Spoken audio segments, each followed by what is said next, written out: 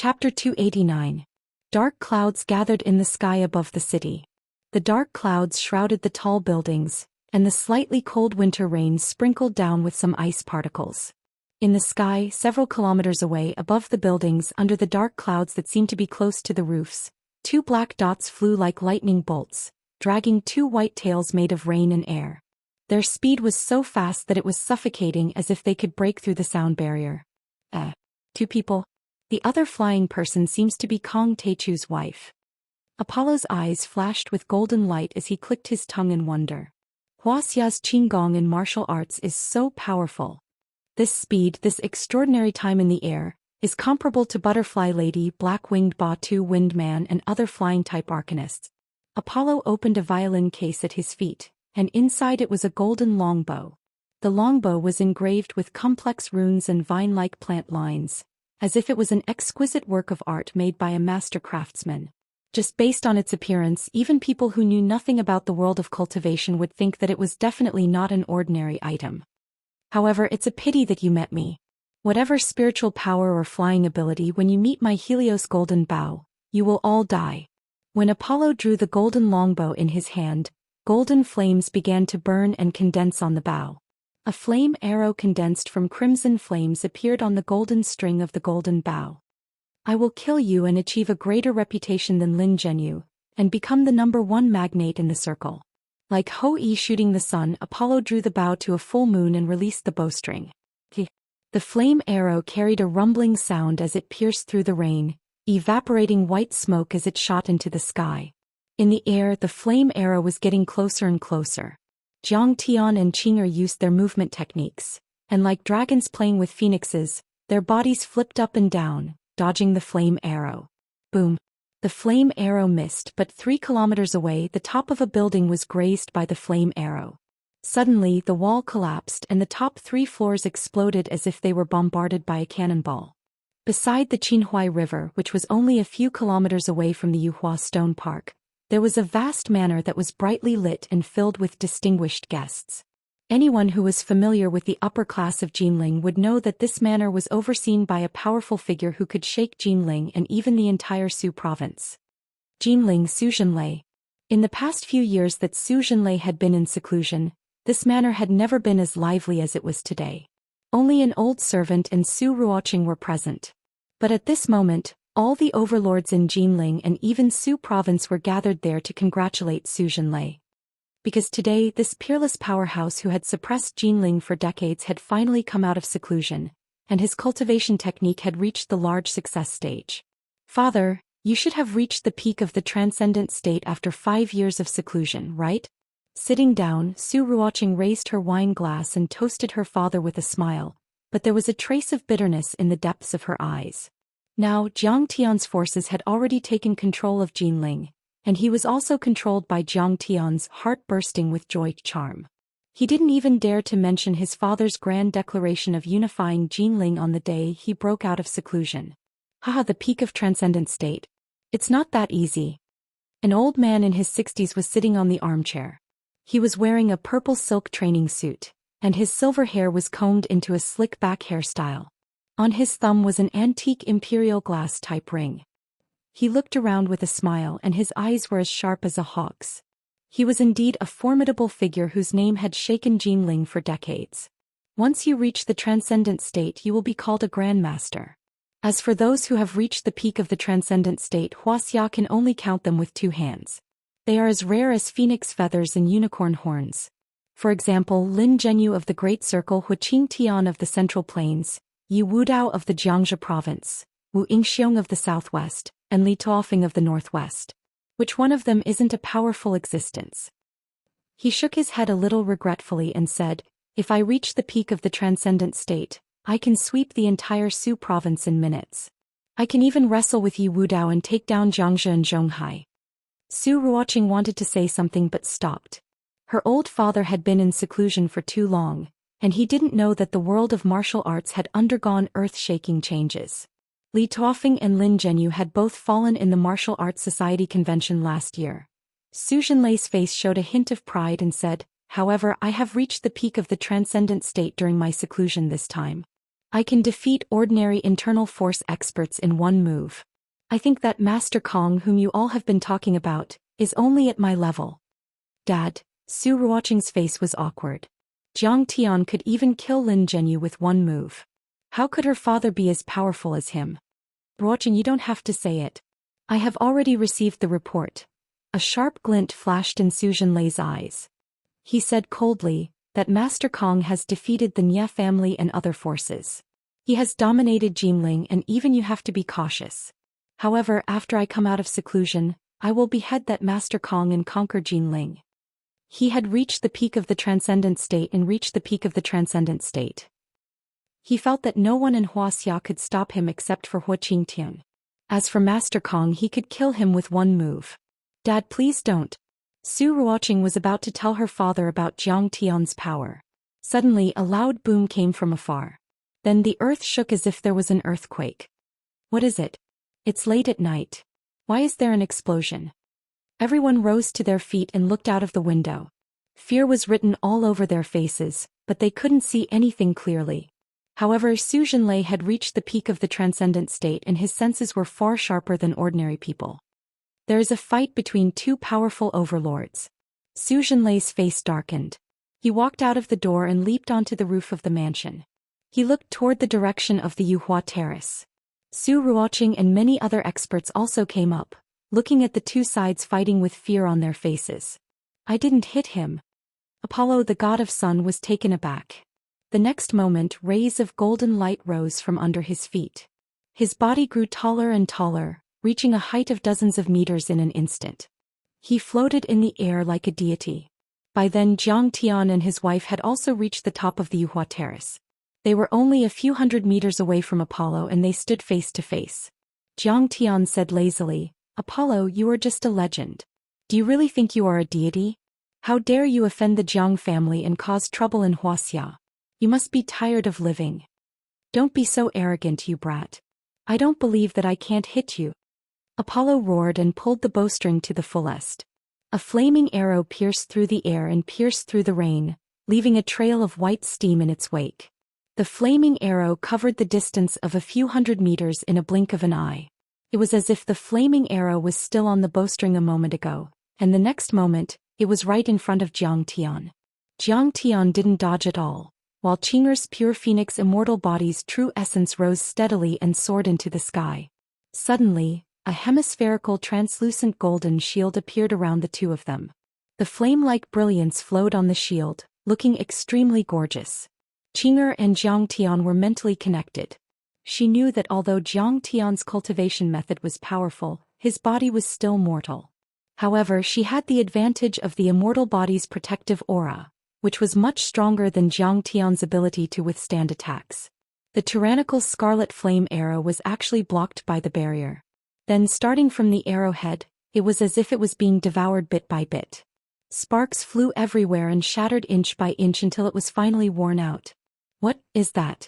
Qi cultivation into Qi shield. Su Zhen was horrified. How could there be a shield that could devour the flaming arrow? In the sky, Apollo couldn't believe it. He took a step back and shook his head. Impossible, how is this possible? What the hell is that? Many years ago, Apollo was besieged by the super soldiers of the United States of America's Blue Storm. Those super soldiers were equipped with the most advanced kinetic skeletons made of titanium alloy. They were all armed to the teeth and could fly in the sky and burrow into the ground. However, Apollo only used 3 arrows to kill all the super soldiers. The titanium alloy armor even melted into liquid. Among the 7 tycoons of the Great Circle, Apollo was the most unconvinced of Lin Zhenyu's strength and thought that he could kill him with 1 arrow. However, since they were on the same side, they didn't have the chance to fight. This time when Jiang Tian came, he was actually more excited than scared. He was determined to win. If he could kill Jiang Tian, who had killed Lin Zhenyu, he would be the most powerful fighter in the Hong sect. But now, the situation that was originally under his control suddenly changed. This made Apollo very angry. He raised the golden longbow in his hand again and pulled out a flame arrow. I don't believe that this arrow can't pierce through you. The white light under his feet flickered as he shot up into the sky again. Amidst the drifting drizzle, he suddenly pulled open the golden longbow. The golden bowstring tightened and released again. 4 flame arrows condensed on the bowstring and shot out in unison. 4 flame arrows shot towards Zhou Xian and his wife, who were standing in the middle of the winter rain like lightning. Apollo's feet stepped on the golden light as he dashed around Zhou Xian and his wife. Since speed was the key, there was no reason for him to stop. Apollo leaned forward like a leopard and turned into a flash of light. With Zhou Xian and his wife as the center, he drew a circle of golden light. During this process, the bowstring buzzed and vibrated. One after another, the flame arrows were shot out in a concentrated manner. In the blink of an eye, he had fired 23 flaming arrows. These flaming arrows were more violent than the previous ones, but they were not hot at all. Unlike the previous flaming arrow, they were calm and steady. However, when these flaming arrows were 3 meters away from Zhou Xian, they suddenly heated up. The air around the flaming arrows was distorted and blurred. Drops of cold winter rain turned into puffs of green smoke as if they had been dropped into an invisible pot of hot oil. 23 flaming arrows came from all directions. They were getting closer and closer to Zhou Xian and his wife's protective light shield. 3 meters. 2 meters. 1 meter. After a meter, under Apollo's expectant gaze and his excited cry of "explode," they all exploded at the same time. These were not ordinary flaming arrows. They were explosive arrows. The sun's energy was concentrated and it only exploded at the last moment. Such explosive arrows could even vaporize special metals. They could even kill count-level members of the Blood Clan and Wuxia's martial arts transcendent masters easily, not to mention 23 of them. I believe that not even a drop of blood or a wisp of ash will be left behind. Apollo roared happily in his heart. Then he cursed in frustration, "Fuck, I forgot to record this wonderful video." Chapter 290. The torrential winter rain fell 3 meters above the chi shield of the Phoenix Maiden immortal body. It was as if it was pulled by an invisible force and became slanted. If it moved a little closer, it would splash out. The chi shield of the Phoenix Maiden immortal body was like a transparent giant umbrella, blocking the bitter wind and rain outside. "My wife is so powerful. You left me far behind. I admire you." Zhou Xian seemed to have not realized the danger that was close at hand, and he made an exaggerated expression of wanting to cry but having no tears. It could be said that the power of the stainless phoenix fairy body was beyond Zhou Xian's imagination. The chi shield had already held on for a minute. Qing'er rolled her eyes at him as if she found his flirty talk boring. When the 23 flame arrows exploded at the same time, Qing'er's pretty face slightly trembled. Her cherry lips slightly opened and she shouted, "Break." Before the voice had even faded, the 23 flame arrows all strangely stopped in the air, unable to move an inch further. The still image was very strange. It still maintained a certain moment of the explosion process. The flame arrows were like bright red flowers blooming around the chi shield, trembling slightly and swaying. In fact, this image only lasted for less than a second.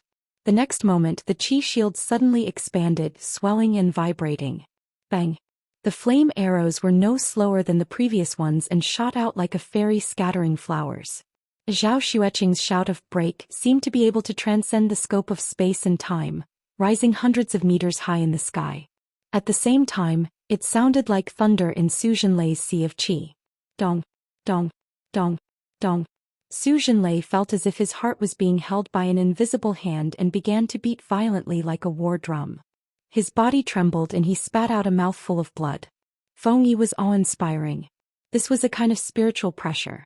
Once used, it could suppress a transcendent grandmaster. Then Zhou Xian saw a flame arrow explode after being knocked away by the chi shield. Dodge! Zhou Xian, who couldn't dodge in time, screamed and punched out like a cannonball. Boom! An earth-shattering sound came as Zhou Xian was sent flying 7 or 8 meters away. A large part of the roof collapsed. "Oh darling, it seems that we hurt the onlookers." Zhao Xueqing was so shocked that her face turned pale. She was very upset. Even though she had awakened her immortal physique and become a supreme beauty, the gentleness and kindness in her heart had never changed. "Don't worry, I won't die. I think it's Zhou Ruoqing's father," Zhang Tian said lightly. When Apollo detonated the flame arrow, he had used his psychic energy to control it. Now that the flame arrow had bounced back, it was a serious blow to his psychic energy and physical body. He fell to the ground like a silly quail whose wings had been broken and spat out a mouthful of blood. Apollo jumped to his feet, his whole body trembling with anger. Kong Teichu, what's going on? Tell me, what is this? What is it? An idiot like you won't be able to understand this. A piece of trash like you wants to kill me? You're far from Lin Zhenyu's level.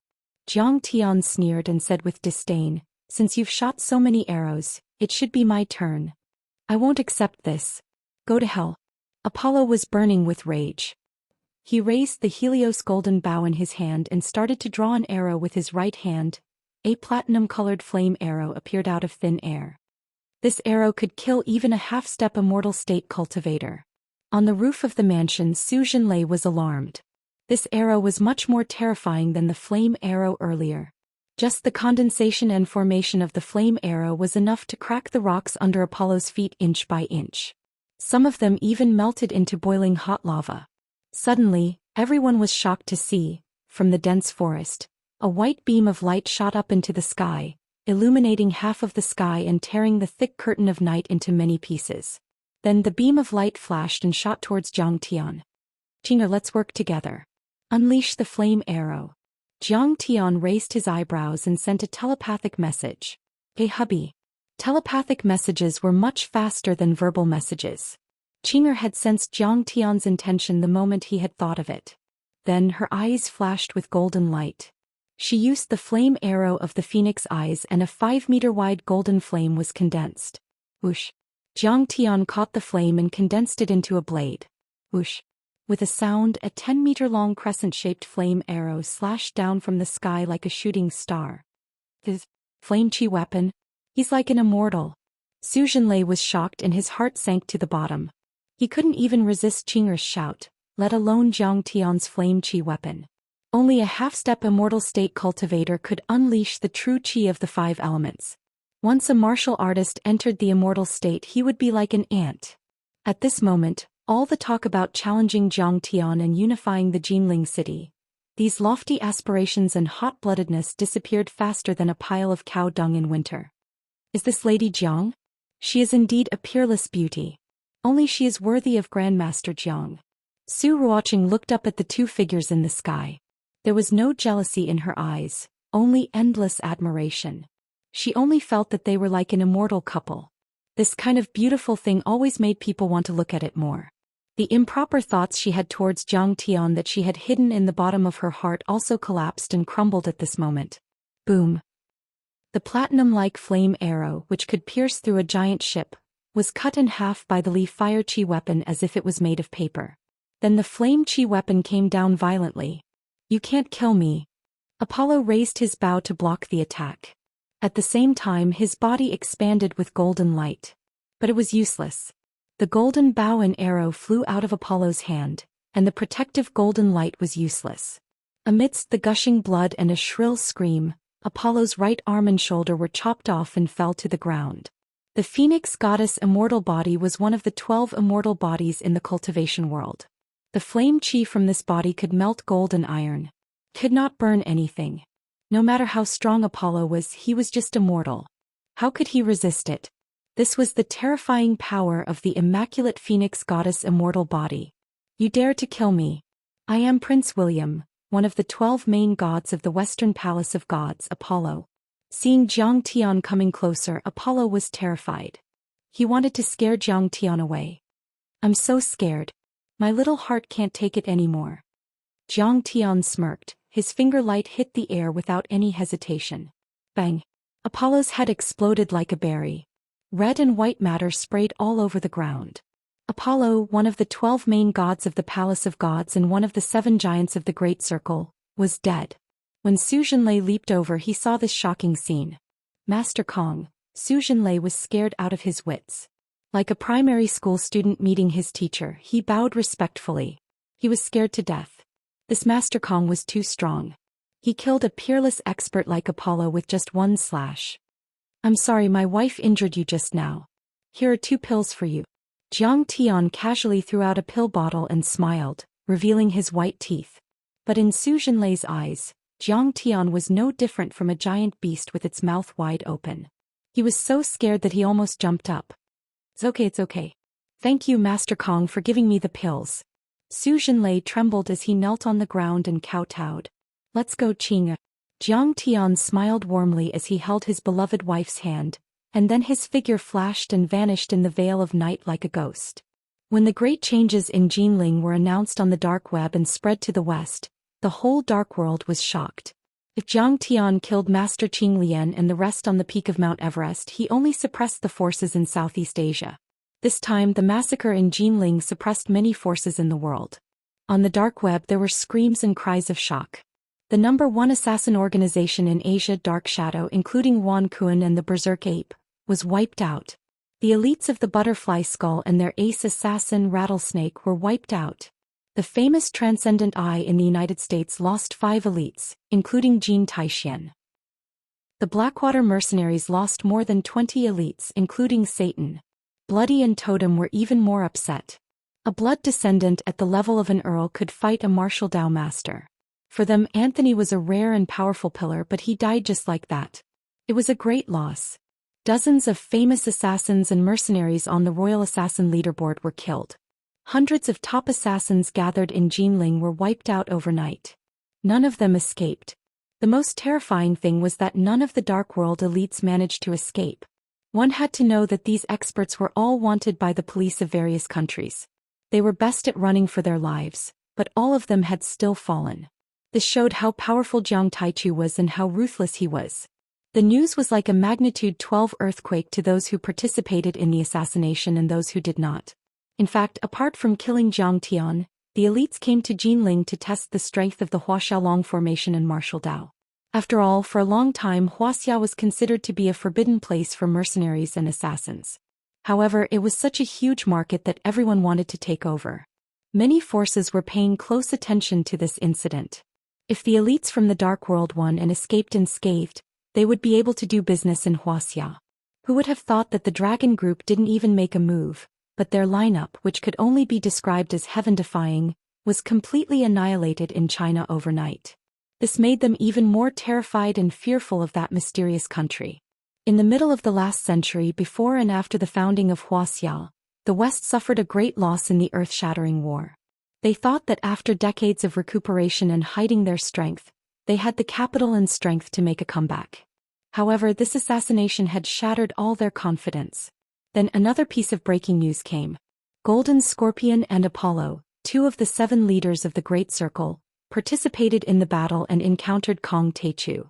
Both of them were killed by Kong Taichu. Apollo's identity was also exposed. He was one of the 12 main gods in the European pantheon, a real leader.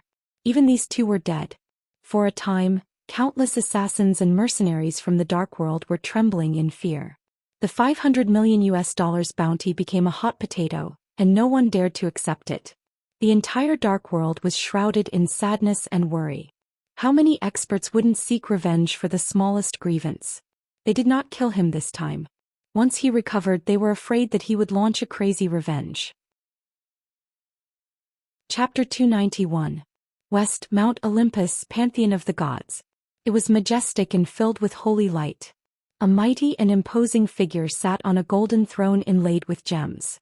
He looked down at the many experts below the platform and said in a dignified voice, "You're right. Apollo has fallen in Wuxia, but we, the Pantheon of the Gods, will never take revenge. He was the father of the gods, the strongest powerhouse in the Western Arcana world." Zeus. Artemis, also one of the 12 main gods, frowned with hatred. Why not? This is the first time in 100 years that a main god has fallen. This is a great humiliation to us. We must launch a bloody revenge. Apollo betrayed the Pantheon, became a fighter for the Great Circle, and even colluded with the blood breeds. This is even more humiliating for us. Zeus's majestic eyes flashed with divine light, suppressing the doubts and dissatisfaction of all the powerhouses. Even Artemis was shocked and took a step back. Zeus said with hatred, "If Kong Taichu hadn't killed him, we wouldn't even know of his connection with the Great Circle. Immediately contact Yi Zhantian of the Huaxiaolong formation, express our friendship and goodwill, and express our strong condemnation of the Great Circle on the international stage." Yes. Below the stage, the Western powerhouses responded in unison. Las Vegas, still in the luxurious conference room. However, the atmosphere of this meeting was particularly dull, filled with a pessimistic and horrifying atmosphere. Wuxia's military must have made a move, or even Yi Zhantian himself. Otherwise, Golden Scorpion and Apollo would not have fallen. Little Five, the head of North America, said with hatred. Intelligence shows that Jiang Tian has a close relationship with the Wuxia military. He once served as a martial arts consultant for Zhanlong and also provided a large number of special drugs to the military. Many of the powerhouses said nothing. If Jiang Tian was only strong individually, it would not matter. After all, no matter how strong he was, how could he compare to a super-organization like the Great Circle? But if he had the backing of a major country, it was too scary. Sixth Old Man Fan was silent for a long time with a gloomy face before waving his hand sadly. First, remove the hidden flower bounty and stop all activities in Wuxia. All members of the Great Circle will withdraw from the Wuxia market. Everyone nodded their heads speechlessly. Little Five pondered for a moment before suggesting, Sixth Master Fan, let's start using the Great Turtle Island base in the Pacific Ocean. I'm afraid it's not safe here. Bullshit. Big Turtle Island, Big Turtle Island. Do you want me to be a coward? Sixth Old Man Fan flew into a rage and smashed his beloved antique purple clay cup, which was worth millions of yuan, onto the ground, causing it to shatter. Big Turtle Island was a private island that Big Circle had purchased with a large sum of money. There were many fortifications built on top of it, and there were thousands of private soldiers. Moreover, the base was located 100 meters below the ground, so it was not afraid of rocket artillery attacks. It could even withstand Dongfeng penetrating missiles. During the long development of the Great Circle, there had been a period of more than 20 years when it was considered an illegal organization. They had set up their headquarters there for fear of being ambushed by powerful experts or suppressed by large countries. However, the circle grew too strong and became a legal organization and enterprise. Sixth Master Fan could even lobby the United States Congress and drink and chat with important politicians, who would be willing to hide in the dark underground. Therefore, they moved their headquarters to the Lisboa International Casino in Las Vegas, where they enjoyed the prosperity of the world. It was not easy for them to come to the light of day, but now they had to move back and become a rat in the dark again. How could Sixth Master Fan take it? He was so angry that he was about to explode. Sixth Master Fan, please calm down. I know my mistake. Little Five was so scared that his face turned pale. He knelt on the ground and trembled. This kind of organization was like an independent kingdom, and its hierarchy was strict. If Sixth Master Fan wanted to kill him, no one could stop him. Get out. Sixth Master Fan waved his hand and coughed violently. All the big shots retreated in fear. Sixth Master, are you moving or not?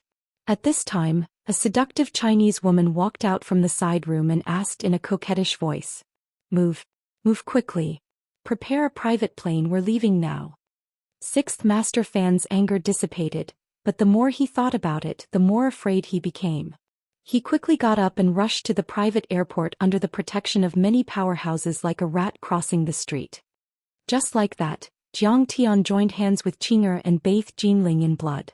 With the deaths of more than 100 experts in 23 batches as a signal, the strongest voice was sent to the dark world, truly becoming famous internationally. Kong Teichu.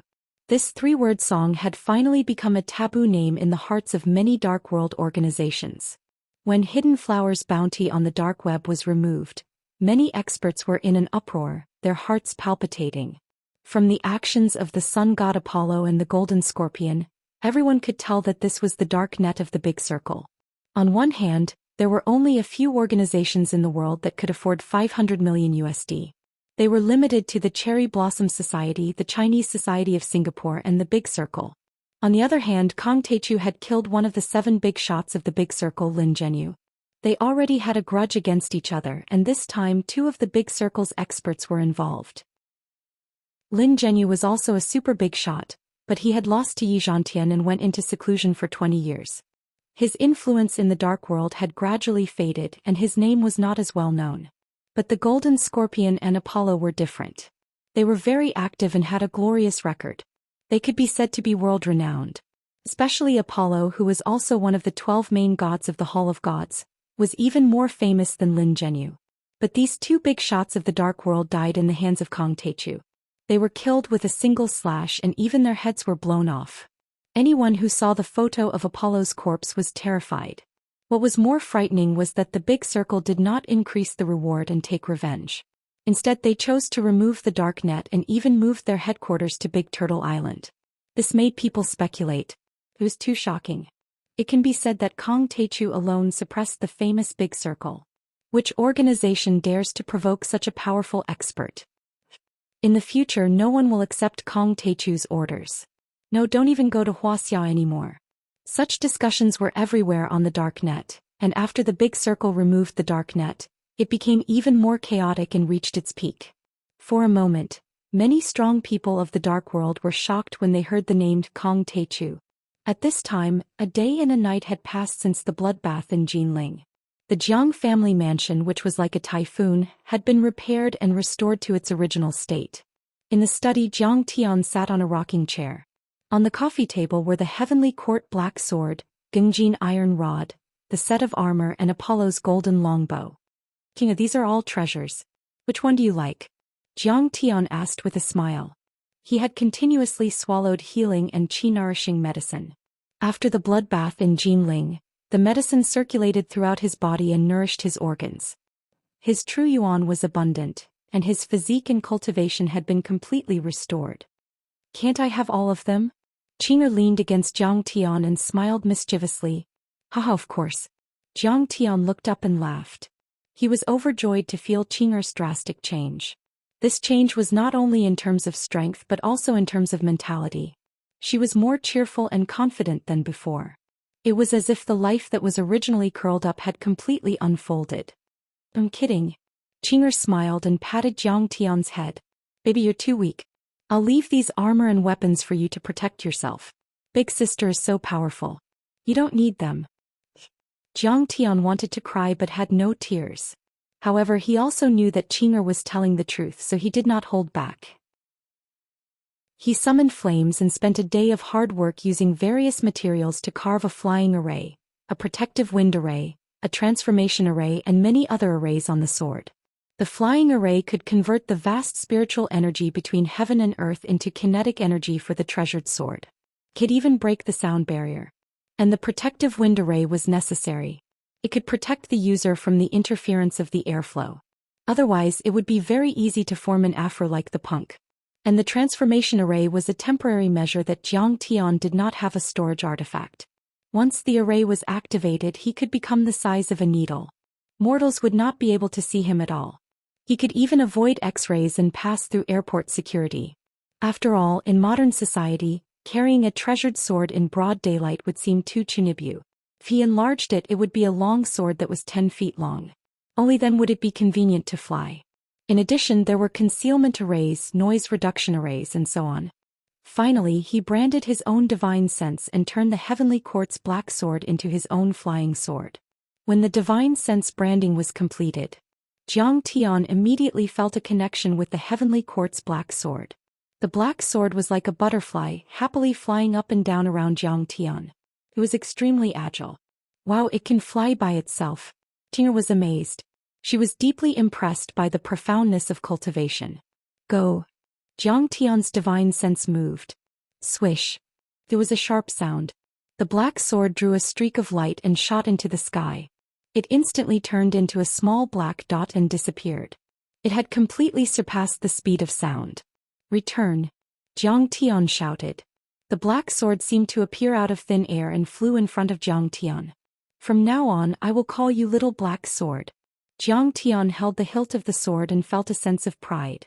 It could be said that with this flying sword his combat power would increase tenfold. He would not be afraid of even half a step away from the immortal state. Then Jiang Tian refined the Gengjin iron rod again. The art of the rod was about being domineering and fierce. As the saying goes, the rod can sweep through a large area. However, what Jiang Tian liked was an elegant and otherworldly fighting style. Thus, he sharpened the two ends of the iron staff and thickened the middle, forming a black iron flying shuttle. There were also countless small formation runes inscribed on it. When Jiang Tian was done with all this, he branded all the Dharma treasures with his divine sense and made them his and Qing'er's Dharma treasures. It was already the next morning. To his surprise, the big-breasted policewoman Lin Menghan, who he met by chance at the gas station, rushed in with a few police officers. Zhang Tian, you are suspected of organizing illegal activities and multiple murders. You are under arrest. Upon entering the living room, Lin Menghan said arrogantly with a frosty expression. Chapter 292. Zhang Tian sipped his tea and frowned in disgust. Where's the arrest warrant? This, Lin Menghan was slightly stunned, a little embarrassed and annoyed. Hooligans these days were quite knowledgeable about the law. Actually, she had been keeping an eye on Zhang Tian for a long time. Dozens of people from the Nie family and the other two big families had died overnight. Lei Ming and Lei Gang had also died without knowing why. She suspected that all these had something to do with Zhang Tian. But what made her angry was that her leader did not support her investigation and did not even allow her to access the files. Her investigation could be said to be difficult and full of difficulties. It seemed that the police force was rotten to the core. She understood that Zhang Tian's power was not to be underestimated. The Zhang family's assets were worth tens of billions and had become the biggest family in Jinling. As the crown prince of the Medicine King Group, Zhang Tian was also the founder of Fairsky Laboratory and a visiting professor. He had a distinguished status and a powerful background. But the more this was the case, the more the righteous policewoman hated Zhang Tian. She decided that she had to get hold of Zhang Tian's weakness and then follow the clues to get rid of all the parasites in the police force. Especially the night before, hundreds of foreigners had died in Jinling. They were suspected to be assassins and mercenaries targeting the Zhang family. Coupled with the fact that Zhang Tian had been attacked at the gas station, she was even more convinced that Zhang Tian was the culprit. Then I'll ask you to assist in the investigation. Lin Menghan's eyes flashed and she asked coldly, may I ask if you were the one who killed more than 100 people last night? Yes, what do you want? Zhang Tian raised his eyebrows and looked at her indifferently, disdainfully. What? You actually admitted it? Lin Menghan could not believe that this kid did not take her seriously. Then she scolded with a serious face, then you're a suspect and I want to arrest you. Please cooperate. The night before, more than 10 assassins with guns broke into the Zhang family and the Medicine King Group. Zhang Tian asked with an indifferent expression, I would like to ask, when my Zhang family was under attack and was in danger, where were you, Officer Lin? Lin Menghan was embarrassed. She then said angrily, I'm arresting you now, not you. She pulled out her pistol and pointed it at Zhang Tian. Kneel on the ground and put your hands on your head. Don't resist or I'll kill you immediately. Do you think you're the only one who knows about the people I killed? Where's your leader? Why didn't he come and arrest me? Zhang Tian's expression remained unchanged as he sneered. Why? Lin Menghan asked subconsciously. She also felt that it was strange. In fact, her father had reminded her not to get involved in any cases related to Zhang Tian, but she was not convinced. She thought that her father was scared of Zhang Tian. You can't resist external insults. You only know how to bully your own people. Think about it. Zhang Tian couldn't be bothered to pay attention to her and sneered. What did you say? In Jinling and even in the Su province, Lin Menghan was known as the #1 policewoman. She was skilled in her work and was very capable. Her father was also the deputy head of the provincial police department. Many young men pursued her. This had nurtured her arrogant personality. When had she ever been treated so coldly? Lin Menghan almost exploded when she heard this. She couldn't help but think of the time when she was beaten up by Rattlesnake at the gas station. Zhang Tian, if you don't cooperate, I'll kill you. Lin Menghan unlocked the safety of her pistol. Her face was frosty as she spoke righteously. Don't think that you're so great just because you're the young master of the Medicine King Group. Don't think that just because you have a few officials protecting you, you can do whatever you want. I've caught so many hedonistic young masters like you, vermin of society. What are you being so arrogant for?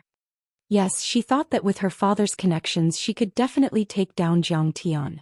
No matter how strong the Medicine King Group was, it was just a business. The difference between business and government was too great. Big boobs. Brainless. Zhang Tian stared at her chest for a long time, then suddenly laughed disdainfully. Lin Menghan could tell that Zhang Tian wasn't teasing her. There was no desire in his eyes at all. There was not even the slightest bit of appreciation. There was only endless disdain and indifference. Yes, the body and appearance that she was so proud of was just a joke and a flaw in Jiang Tian's eyes. In his eyes, she wasn't even worth as much as a cow. Jiang Tian. Realizing this, the policewoman had the urge to go berserk. She couldn't wait to beat Jiang Tian into a sieve. Don't disturb me while I'm drinking tea. Get out of here. Jiang Tian frowned in disgust. Mr. Jiang. At this moment, 3 figures walked in. Dad. Lin Menghan was shocked. She saw Secretary Yu and her father, who was the deputy director, walking in with a female officer. Why are you pointing a gun at Mr. Jiang? Xu Wei frowned and asked unhappily. Wow, what a handsome policewoman. Xu Wei was tall and beautiful. She was valiant and had a refined temperament. She had the aura of someone from a wealthy family. Looking at her epaulets, she was already a colonel. All of this made Lin Menghan, who thought highly of herself, feel ashamed of her inferiority. Her eyes were intoxicated and she was a little dazed. I'm asking you. Answer me. Xu Wei scolded harshly, scaring Lin Menghan to the point that her entire body quivered. Sir, I'm here to arrest him. He's a suspect.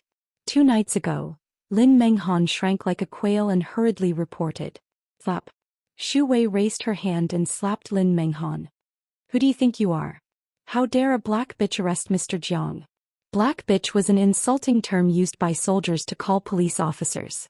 Calling her a bitch was an insult to the extreme. Lin Menghan's mouth was bleeding from the slap. She staggered, shocked, angry, embarrassed, and resentful. However, she was more confused. Why did she hit her? What was the relationship between Jiang Tian and her?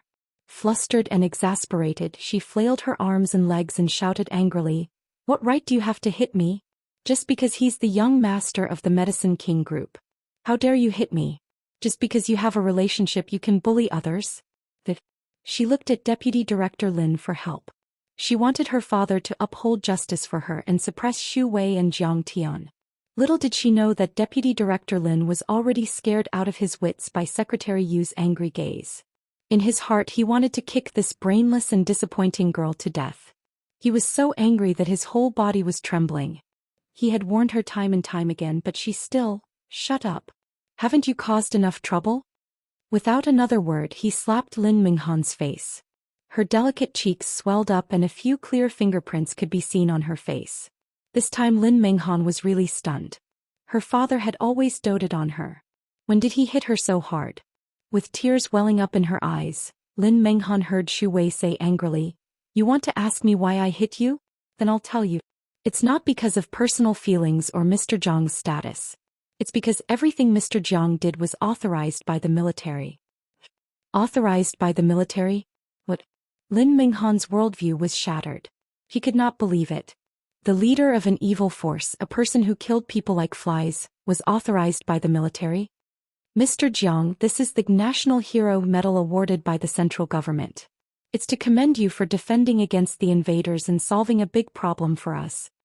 Xu Wei presented the dazzling military medal and certificate, and then smacked Jiang Tian. She gave a standard military salute with respect in her eyes. National Hero Medal. At that moment Lin Menghan was dumbfounded. Her soul almost left her body. The few police officers behind her were scared out of their wits. They felt that Lin Menghan was a jinx. What a scam. The National Hero Medal was not an ordinary medal. It was awarded to professional soldiers who had made a significant contribution. Moreover, the military rank was usually higher than a major general. Could it be that he was a major general? Lin Menghan only felt that the world was spinning. Her face was as white as a sheet. Cold sweat poured down her body and her legs turned to jelly. If she had fired that shot just now, she would probably be dead. Oh God, she actually pointed a gun at a National Hero Medal recipient. She must be tired of living. Why aren't you all leaving? Secretary Yu waved his hand impatiently. This Lin Menghan was brainless and undisciplined. Did she treat the orders of the higher-ups as a joke? The higher-ups had repeatedly ordered her to come and cause trouble. She could not be used anymore. Fire her. Yes. When Lin Menghan came, she was aggressive and determined to win. However, when she left, her face was covered in dirt and she was extremely embarrassed. When she walked out of the Jiang family's gate, she even tripped over the high threshold and fell on the ground like a dead dog. Her knees were bruised. However, the few male police officers who had doted on her did not help her up. They did not even look at her. They hated her to the core. She was a useless teammate. She was a jinx. She had gone to arrest a National Hero Medal recipient without an arrest warrant. Everyone would be punished. Mr. Jiang, the dark flower bounty on the dark web has been cancelled. At least for a short period of time, the Jiang family is safe. Xu Wei said with a smile after they had walked away. Jiang Tian nodded slightly. He was not surprised by this. This time many assassins and mercenaries had died an unnatural death. 2 of the 7 leaders of the Big Circle had died. Moreover, Jiang Tian had found out that the Big Circle's backer was the Big Circle. The Big Circle would not be able to retaliate in a short period of time. Mr. Jiang, many departments have expressed their dissatisfaction with your brazen actions. However, Elder Chow insisted that your actions were justified and legal. Elder Chow had put in a lot of effort. Xu Wei said meaningfully. I understand. Thank Elder Chow for me. Jiang Tian said calmly. At his level, he was worthy of the country's support. He had the right to talk to Elder Chow.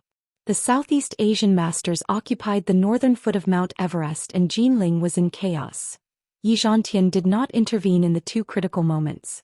It was Jiang Tian who came from behind and turned the tide. Without Jiang Tian, the military and Huaxia's martial arts community would have been humiliated. This showed how important Jiang Tian was. Chapter 293. When Xu Wei was about to leave, Jiang Tian suddenly asked, "Can you all contact the Circle?" Of course. The Great Circle is the #1 Chinese organization in the world. We have to control, use and pacify them. We have already established a channel to communicate with them, Xu Wei said. If it's convenient, please tell 6th Master Fan of the Great Circle that Lin Zhenyu and I were forced to fight because he wanted to touch my beloved disciple. If he stops now, I won't do anything to him. Otherwise, I will annihilate his entire family. Jiang Tian said calmly. Xu Wei was slightly taken aback. She nodded and said, "Okay, don't worry, Mr. Jiang. I will find a way to pass the message." After Xu Wei and the others left, Qing'er came out of the study and sat down with Jiang Tian. She smiled and said, "Hubby, are we really going to let the Great Circle go? The Jiang family is not safe before the dragon subduing formation is completed. It's not a good time to show hostility and attract their attention." Jiang Tian chuckled as a sharp murderous intent flashed across his eyes. He said, "Hee hee, but to cut the weeds one must remove the roots. How can I let go of such a big circle? I just don't have the time to deal with them now. Once the dragon subduing formation is completed, I will go to their door and kill them all." Late at night, Jiang Tian was playing with his flying sword. Qing'er held Jiang Tian's hand and leaned against Jiang Tian's side. There was a hint of shyness between her brows. At this time she had just taken a shower, and the water vapor made her pretty little face look even more translucent and delicate. The night wind was biting cold outside and yellow leaves were falling. However, the room was as warm as spring. She wore silk pajamas, revealing her fair arms and legs. Her body exuded a faint fragrance that refreshed one's heart and refreshed one's mind. Jiang Tian knew that this was not the smell of perfume or cosmetics. This was the true fragrance of her body, the true immortal qi. It couldn't be helped. The immortal body was just that domineering. Her skin was like ice and her bones were like jade. She bit her lower lip and smiled. "Mom and Dad are urging us to have a baby again. They even suspect that there is something wrong with our bodies. I won't take the blame for this." Jiang Tian put away the little black flying sword and looked at Qing'er in surprise. What are you laughing about? Why are you pretending to be confused? We have been together for more than a year, and you haven't even touched me." Qing'er was so embarrassed that she almost died. Her beautiful face was flushed red as if she had applied rouge. "Is this bastard a block of wood?" Block? Jiang Tian suddenly understood. In fact, the relationship between the 2 of them had become more and more sincere. Later on, Jiang Tian's "When I become famous throughout the world, I will want you" had already become a meaningless vow. To Qing'er, even if Jiang Tian was a demon or a beggar, she would never leave him and follow him for the rest of her life. The reason why Jiang Tian didn't want Qing'er was mainly because if she kept her virginity, it would be more beneficial for her immortal body to awaken. The probability and degree of awakening would be greatly increased. And after Qing'er consumed the princess flower and awakened her immortal body, Dark organizations from all over the world came one after another. After that, the two of them traveled from Linzhou to Jinling, slaughtering their way through. After a bloodbath in Jinling, Zhang Tian was busy recuperating and refining weapons, so much so that he didn't even touch Qing'er's finger. Then let's go make a baby. Zhang Tian was overjoyed and laughed. Qing'er's immortal body awakened, and she stepped on the road of cultivation. Zhang Tian's heart fell to the ground and he was in a good mood. He picked her up and threw her on the rose-colored bed. Why did you have to open your eyes when we kissed? Zhang Tian was given a fright by her round eyes. Don't look at me like that, okay? It's scary. I want to engrave your appearance in my heart. When I meet you again in my next life, I want to be your wife again. Qing'er's slender hands caressed Zhang Tian's face, and her eyes were slightly red as she spoke emotionally. Qing'er. Zhang Tian's heart was filled with tenderness. After 10,000 years of suffering and waiting, after living two lives, he was finally able to embrace Qing'er in his arms again. Only then did Qing'er truly belong to him. When that wonderful moment arrived, Qing'er's entire body stiffened, and her brows furrowed slightly. There was a hint of pain in her eyes, but she suddenly couldn't help but bite Zhang Tian's arm. Then a teardrop flowed down from the corner of her eye. Outside the window, withered leaves drifted silently. Inside the room, the lights were bright and beautiful and the entire room was filled with spring. On this tranquil night, Zhang Tian finally turned the girl that he had missed for 10,000 years into a complete woman. Qing'er's tenderness made Zhang Tian unable to suppress the impulse in his heart. Her single-mindedness, her gentleness were enough to set off monstrous waves in Zhang Tian's heart, which was as still as a rock and as still as water, and make him go crazy. After that night, Qing'er and Zhang Tian's relationship deepened. It was as sweet as honey, full of tenderness and sweetness. Zhang Tian meditated and cultivated with Qing'er every day. Sometimes he would go to the Fersky laboratory to give pointers, and sometimes he would accompany Qing'er on sightseeing tours. He was very comfortable. Moreover, the Lingnan spellcasters had also collected a lot of spell formation materials from Southeast Asia. The materials for the spell formation were continuously transported over, and gradually the super spell formation was beginning to take shape. However, Zhang Tian also reminded them not to expose their relationship, in case the Chinese of Singapore attacked them. Right now they were in the enemy's base camp. Soon it was the end of the year. The temperature was dropping and winter was approaching. I heard from enlightened Master Hongye and Su Wenjie that the magical weapon auction of Singapore's spellcasters is about to begin. Looks like I'll have to make a trip to Singapore this time. After discussing with Qing'er, Zhang Tian prepared for the trip to Singapore. Unexpectedly, before they could leave, Zhang Tian received a piece of unexpected news. Qing Yi, who had grown up with him in the Xixia County Hall, had returned. Qing Yi hasn't been back for a few years. Zhang Tian, I know you're rich, but this meal has to be on me. On the phone, Xianxia said seriously and enthusiastically invited Zhang Tian and his wife to join him. Fine. I'll let you show off. Zhang Tian did not force him and happily agreed. In the evening, Xianxia drove a brand new Maserati sports car to pick up Zhang Tian and his wife. Zhang Tian was surprised. Wow, you've changed your gun for a cannon. You're rich now? Didn't young Master Yu Qiang tell you? I've taken over Emperor International under Cannon Fist Master Lei Ming. I only spent 50 to 60 million. Zhen Shuai said embarrassedly. Oh, I see. Zhang Tian nodded, but his brows were slightly furrowed. In his previous life, although Zhen Shuai wasn't very rich, he still lived a peaceful life without worrying about food or clothing. In this life he was closer to him. He did not know if it was a blessing or a curse for him. Seeing Zhang Tian's frown, Tan Guangxu quickly said, Zhang Tian, don't worry. Zhen Shuai didn't do those dirty things. Those businesses have all stopped. Now he only has a few traditional Chinese massage therapists. They're all good women. Zhen Shuai, sorry for the expense. Nice to meet you, Dong Su. Qing'er also came out and greeted politely. Bang. Zhen Shuai's hand trembled and the car keys fell to the ground. His saliva instantly flowed out and his eyes were wide open. Qing'er began to receive Yu Lu's favor, and her temperament had also undergone some changes. She was pure and untainted with a bit of gentleness. She could be described as charming and feminine. Any man who saw her would be moved. Zhen Shuai, what are you looking at? She's our sister-in-law. Tan Guangshu gave him a slap. Nothing. I just felt that our sister-in-law had changed a lot. I couldn't recognize her. Zhou Xian gulped. His voice was so loud that even he was shocked. He quickly got into the car and led the way. I haven't seen Qingyi for many years. I wonder how Qingyi has changed. Jiang Tian's eyes were filled with anticipation and excitement. Strictly speaking, Qingyi wasn't considered a disciple of a big family. He was just an outsider living with his mother in the county. Furthermore, he was 2 years older than Jiang Tian and the rest.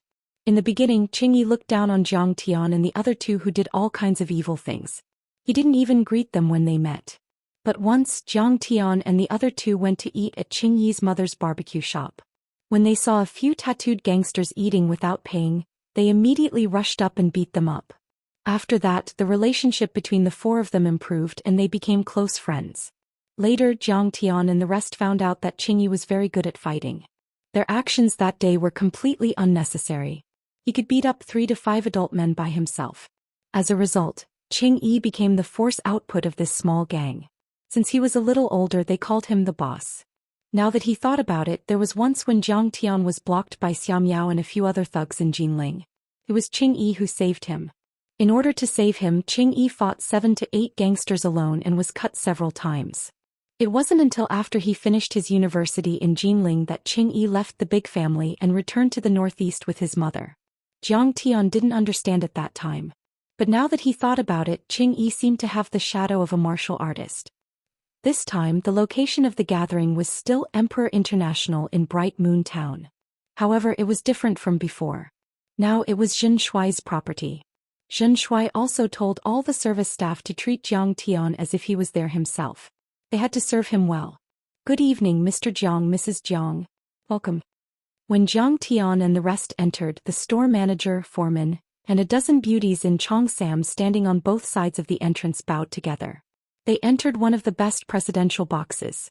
After drinking tea and chatting for a while, a young man in his early 30s opened the door and walked in. He had thick eyebrows and big eyes. He was tall and burly and looked very powerful. He was wearing an old mountaineering suit and his hiking shoes were badly worn. He carried a backpack and was dressed like a typical backpacker. However, he looked a little tired and travel-worn. Jiang Tian Mingshu Zhou Xian. I missed you so much. Qingyi hugged everyone enthusiastically. Other people did not notice it, but Jiang Tian noticed that Qingyi was limping when he walked. He scanned with his divine sense and found that his right leg had been amputated and replaced with a prosthesis. Qingyi, what happened to your leg? Jiang Tian's heart tightened. He frowned and asked in a low voice. Chapter 294. Hey, it's nothing. Haven't I always loved playing football? 3 years ago I was playing football with someone and accidentally fractured my leg. That left the root of the illness. Qingyi sat down and forced a smile. It's fine. I can walk and jump. My daily life isn't affected at all.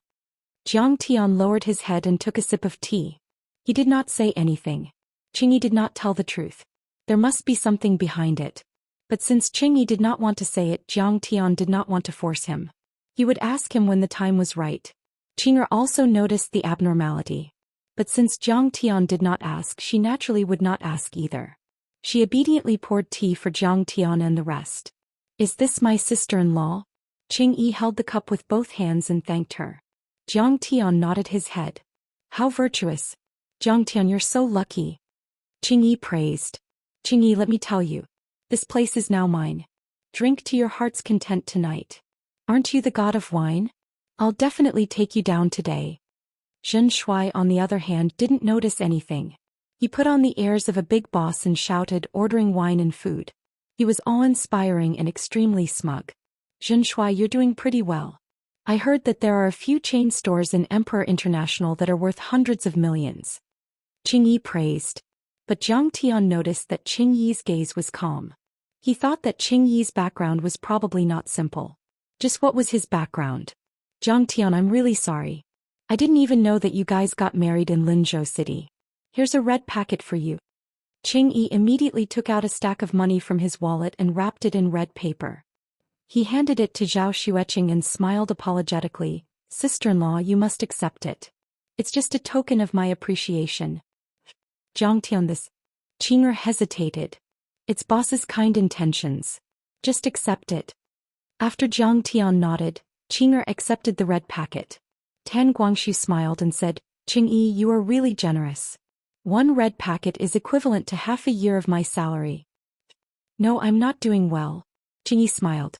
It wasn't modesty but rather bitterness. He laughed heartily and said, but no matter how difficult it is for me, when you get married, each of you will get 10,000 yuan as a wedding gift. Zhang Tian said faintly. At that time, eldest brother's family was in dire straits. They relied on auntie to earn money to support the family. Qingyi swore at that time that he would become a rich man. He promised that he would give anyone who got married half a kilogram of money as a gift. Zhang Tian looked at him deeply and said, at that time, Boss Qing was really full of heroic spirit. Young and frivolous.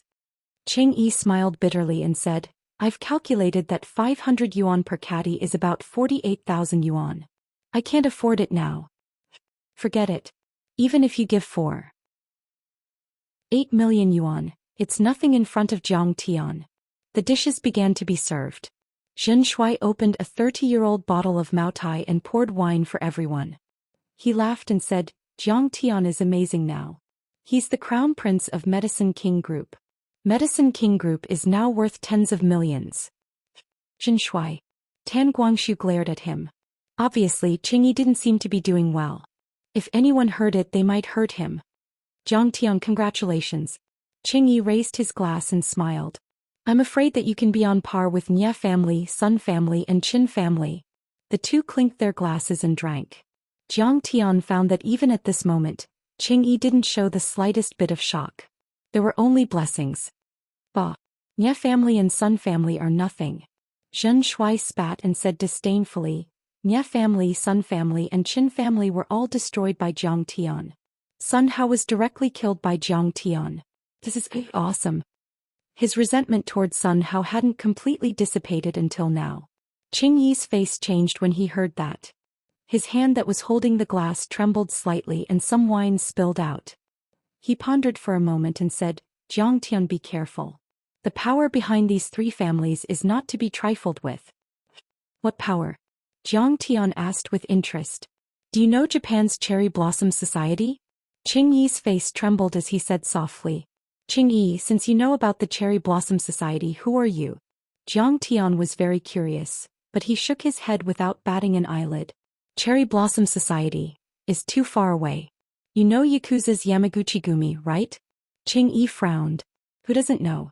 They've been in movies before. Yamaguchi-gumi Mafia and so on. Zhen Shuai said with a smile. In Japan, Yamaguchi-gumi is ruled by the Cherry Blossom Society. Qingyi frowned with deep fear. How do you know all this? Zhang Tian asked with interest. This. I heard it from someone at a barbecue stall. Qingyi smiled embarrassedly. Ha, Qingyi, you Northeasterners like to brag. Yamaguchi-gumi is already so powerful. How can there be a Cherry Blossom Society stronger than them? If you're so good at making up stories, why don't you write web novels? It's like there's rice in a vat. Zhen Shuai laughed. Qingyi smiled awkwardly and said, Zhang Tian, I'll call you later. At this moment Tan Guangxu asked, Qingyi, you've been away from Jinling for so many years. How have you been? How's your aunt? My mother has passed away. A trace of grief appeared on Qingyi's face, but it was immediately covered up by a fake smile. He said with a smile, she died of a cerebral infarction. There wasn't much pain and she passed away peacefully. Qingyi, my condolences. Tan Guangxu said with some regret. Zhen Shuai quickly raised his glass and said, let's drink, let's drink. It's rare for us brothers to get together. Let's not talk about these unhappy things. After everyone drank for a while, Zhang Tian asked, Qingyi, what about you? What are you doing? My mother left me a sum of money and it's enough for me to eat, drink and play for a while. I've been traveling around and I've been living a carefree life. Qingyi smiled proudly. Zhang Tian didn't want to ask any more questions. It could be said that Qingyi didn't speak a single word of truth aside from the few words about the Cherry Blossom Festival. Soon it was already 10 p.m. at night. Qingyi looked at the time on his phone and smiled. All right, that's all for today. I have to go. What's so funny? One-stop service. You can eat, drink and gamble. There's still 2 more. Xianxia said. He was so drunk that his eyes were hazy. Jiang Tian coughed and Xianxia was startled. He immediately said, "Sister-in-law, I've said too much. There's no gambling or gambling. It's a proper massage. Jiang Tian, you're not allowed to play. Qingyi, you're not allowed to leave." "I really have to go," Qingyi insisted. "Stay at my place. My presidential suite." Xianxia smiled. "There's no need. I've booked a presidential suite at Sheraton. I'll look for you guys tomorrow." Qingyi shook hands with everyone and walked out quickly to Mount Wu. At the entrance of Emperor International, Qingyi refused to be sent off. He stopped a taxi and whispered to the driver. "Mount Wu." Jiang Tian raised his eyebrows. Mount Wu was a barren mountain. Didn't he book a hotel? The driver nodded. Qingyi was about to get into the car, but Jiang Tian stopped him. He threw 100 yuan to the driver and said, "Master, I'm sorry for delaying your business. You can go first." "What's wrong?" Qingyi looked at Jiang Tian in surprise. Jiang Tian didn't say anything. Instead, he dragged him into Emperor International and into an empty private room. Jiang Tian didn't let Qing'er and the rest in. He took out a bottle of red wine from the wine cabinet and poured a glass for Qingyi. He then poured another glass for himself. Then he stared at Qingyi and said coldly, "Qingyi, if you treat me as your brother, then tell me how you lost your leg." It's okay. "Second brother, you're thinking too much." Qingyi pretended to be relaxed and said, "I had a car accident and amputated my leg. I didn't want you guys to feel uncomfortable, so I didn't tell you." Jiang Tian downed the wine in his glass in one gulp. Bang. He smashed the floor and said coldly, "You really don't treat me as your brother. Good, you're really good." Qingyi opened his mouth to speak. His expression kept changing. Then he slumped on the sofa and grabbed his hair with both hands. He said sadly, "Second brother, it's not that I don't want to tell you. I don't want you to worry. I'm also afraid that I'll hurt you. Qingyi, believe me. I can definitely help you." Jiang Tian sat down and poured himself another glass of wine. He drank it in one gulp. "Help me." Qingyi drank a mouthful of wine and said with a bitter smile, "Jiang Tian, no one in this world can help me. I've already accepted my fate. Your leg was cut off by an expert with a knife. You're actually not traveling. You're running for your life." Jiang Tian said coldly, "Moreover, you're running so fast that you don't even dare to stay in a hotel. You can only sleep in the wild, right? Second brother, you've matured." Qingyi smiled and finally told Jiang Tian everything. It turned out that Qingyi really came from a martial arts family in the northeast, just as Jiang Tian had guessed. This family wasn't strong, but they had opened a martial arts school and were also involved in some shipping and foreign trade. The family also had billions of assets. The Qing family had several heirloom gems, which were said to be able to quickly improve a martial artist's cultivation. However, Qingyi's father Qingyi found that it was not the case at all. These stones didn't have any spiritual energy at all. He spent 10 years and didn't find anything unusual about these stones, so he forgot about this matter and lived a peaceful life that stood aloof from worldly affairs. It happened when Qingyi was 10 years old. Suddenly, several experts from the Yamaguchi-gumi broke into the Qing family and wanted to buy them at a high price. Qingyi flatly refused. Although he couldn't see what was so powerful about these so-called gems, they were, after all, heirlooms. No matter how much the other party offered, Qingyi was unwilling to sell them. The other party didn't agree and immediately attacked. The Yamaguchi-gumi captured several members of the Qing family and threatened Qingyi. Qingyi had no choice but to give a few gems to the other party. However, the experts from the Yamaguchi-gumi didn't seem to know how to use these gems. They thought that the gems given by the Qing family were fake and came to harass them every few days. Qingyi's cultivation was only at the peak of the iron body stage. He couldn't fight the Yamaguchi-gumi at all. He had no choice but to leave the northeast, change his name and hide all over the country. Qingyi suddenly rented a residence in the Qixia County government's residence to avoid the Yamaguchi-gumi's pursuit. When he graduated from college, Qingyi suddenly left Jinling and returned to his hometown in the northeast because the Yamaguchi-gumi once again captured the fugitive Qingyi. After more than 10 years of diligent study and hard training, Qingyi had already reached the iron body stage. His mother's cultivation had also reached the level of internal strength.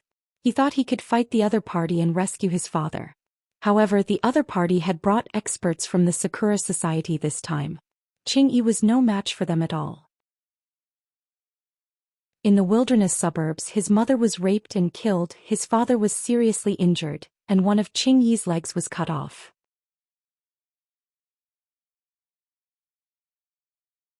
Chapter 295.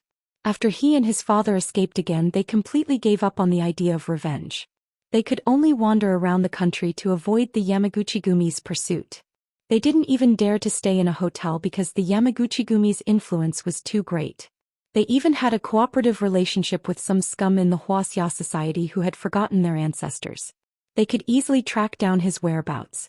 To Zhang Tian, murdering others for their treasures was a very cliché story. Could be said that it was common in the cultivation world. But now, hearing it from his brother, Zhang Tian felt that it was a story filled with pain and despair. Qing Yi was a sturdy man who was 1.8 meters tall. At this moment he was crying like a child. He said in a daze, "Second brother, do you know? When I saw my mother being raped and killed, I really felt that I was a complete trash. I couldn't even protect my own family. I might as well kill myself. My parents stood aloof from worldly affairs. But why?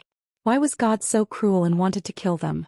My happy and beautiful life was torn to shreds by others. Why is this world so unfair?" Qing Yi suddenly roared at the top of his lungs. "A gentleman's wealth is his own ruin." Zhang Tian looked at the deranged Qing Yi. A chill emanated from his body, causing the surrounding temperature to drop by a few degrees. "Qing Yi, don't worry. I'll definitely help you. I'll definitely make them pay with their blood." Zhang Tian suddenly said in a low voice. "Pay with their blood?" Qing Yi looked at Zhang Tian in astonishment. Then he bitterly smiled and said, "I thought so too at first. But after a few bloody storms and a few years of hiding from place to place like a rat on the street, I've already understood that there are existences in this world that we can't afford to offend. Although I'm very aggrieved and unwilling, sometimes I can only endure it. Because if I don't endure it, my family will be exterminated and I'll completely disappear from this world." He suddenly looked at Zhang Tian anxiously and said, "Zhang Tian, do you know that the Cherry Blossom Society is behind the Nye family? They have cooperated with the Yamaguchi-gumi. If you destroy the Nye family, the Yamaguchi-gumi will not let you off." Seeing that Zhang Tian didn't change his expression, he suddenly became anxious. He grabbed Zhang Tian's shoulders and said, "Zhang Tian, don't think that you can provoke them just because you're the crown prince of the Medicine King group. You're wrong. In front of a transcendent power like the Cherry Blossom Society, we're just insignificant ants. I suggest that your Jiang family quickly sell off your shares and assets and flee to the United States or abroad. The further you go, the better. Get a few fake identities and live a peaceful life." Zhang Tian said indifferently, "Sakura Society and Yamaguchi-gumi are just a few Japanese.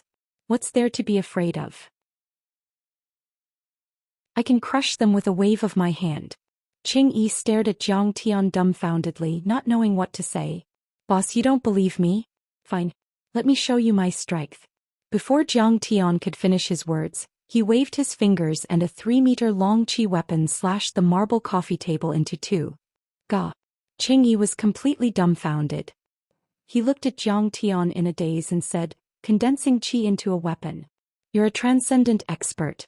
Damn, how did you do it?" He couldn't believe it and thought that he was hallucinating. He grew up with Zhang Tian and knew Zhang Tian too well. Back then, his mother started a company, his father was a small official, and his grandfather was a very good old Chinese medicine doctor. However, it had nothing to do with the martial arts world. They were just an ordinary secular small family. Moreover, Zhang Tian's combat strength had always been terrible. He had been hanging out in internet cafes, bars, and instant noodles with girls since he was young. When he fought back then, it was usually 4 against 1. Zhang Tian was fiercer than anyone else. When it was 4 against 4, he ran faster than anyone else. In fact, Zhang Tian's role was that of a doghead strategist, a big bad guy who was in charge of coming up with evil ideas. However, everything in front of him was very real. The marble coffee table was so smooth that it could be used as a mirror to reflect a person's reflection. It was obvious that Zhang Tian's chi weapon was very sharp. "You don't have to worry about that. Do you have confidence in me now?" Zhang Tian said with a faint smile. Yes, I do." Qing Yi said excitedly, "Second brother, thank you. Although Qingyi didn't know that Jiang Tian was Kong Teichu's real power, his transcendent master cultivation and his identity as the heir of the Medicine King group were enough to make the Yamaguchi-gumi wary. Then let's go find Uncle Qing, Jiang Tian said with a faint smile. Okay. My dad is waiting for us on Mount Wu. I guess he hasn't eaten yet. Qingyi said hurriedly. Jiang Tian and Qingyi walked out of the private room and asked Zhen Shuai to prepare some cooked food and 2 bottles of Maotai. It was already late at night and most of the guests had left. Jiang Tian left Emperor International. Qing'er drove the car and the 3 of them headed toward Mount Wu. Halfway through the journey, heavy snowflakes began to fall from the sky. A thick layer of snow soon accumulated on the ground. It's snowing. 2009 is almost here. Jiang Tian said lightly as he stretched his hand out of the car window and looked at the gray sky. The car sped all the way until they reached the end of the mountain road. The 3 of them got out of the car and walked into a small cave. Qingyi was shocked and shouted, "Dad, where did you go?" "I think your dad is hiding." Jiang Tian's divine sense had already detected Qingyi's father in the forest not far away. He sighed in his heart. Qingyi was really scared by the Yamaguchi-gumi. "Dad, don't be nervous. This is my childhood friend Jiang Tian and his wife, Qing'e." Qingyi shouted. "Oh, it's Jiang Tian." Qingyi jumped in a few leaps and smiled at Jiang Tian. He then glared at Qingyi without leaving a trace. He probably thought it would be easy to be exposed if he brought too many people up. "Dad, you must be hungry. Hurry up and eat something." Qingyi handed over the cooked food and Maotai. Qingyi sat on the ground holding the cooked beef and wolfing it down. However, he didn't take a sip of the wine. "Don't drink in the future. Stay alert and vigilant when you're on the run."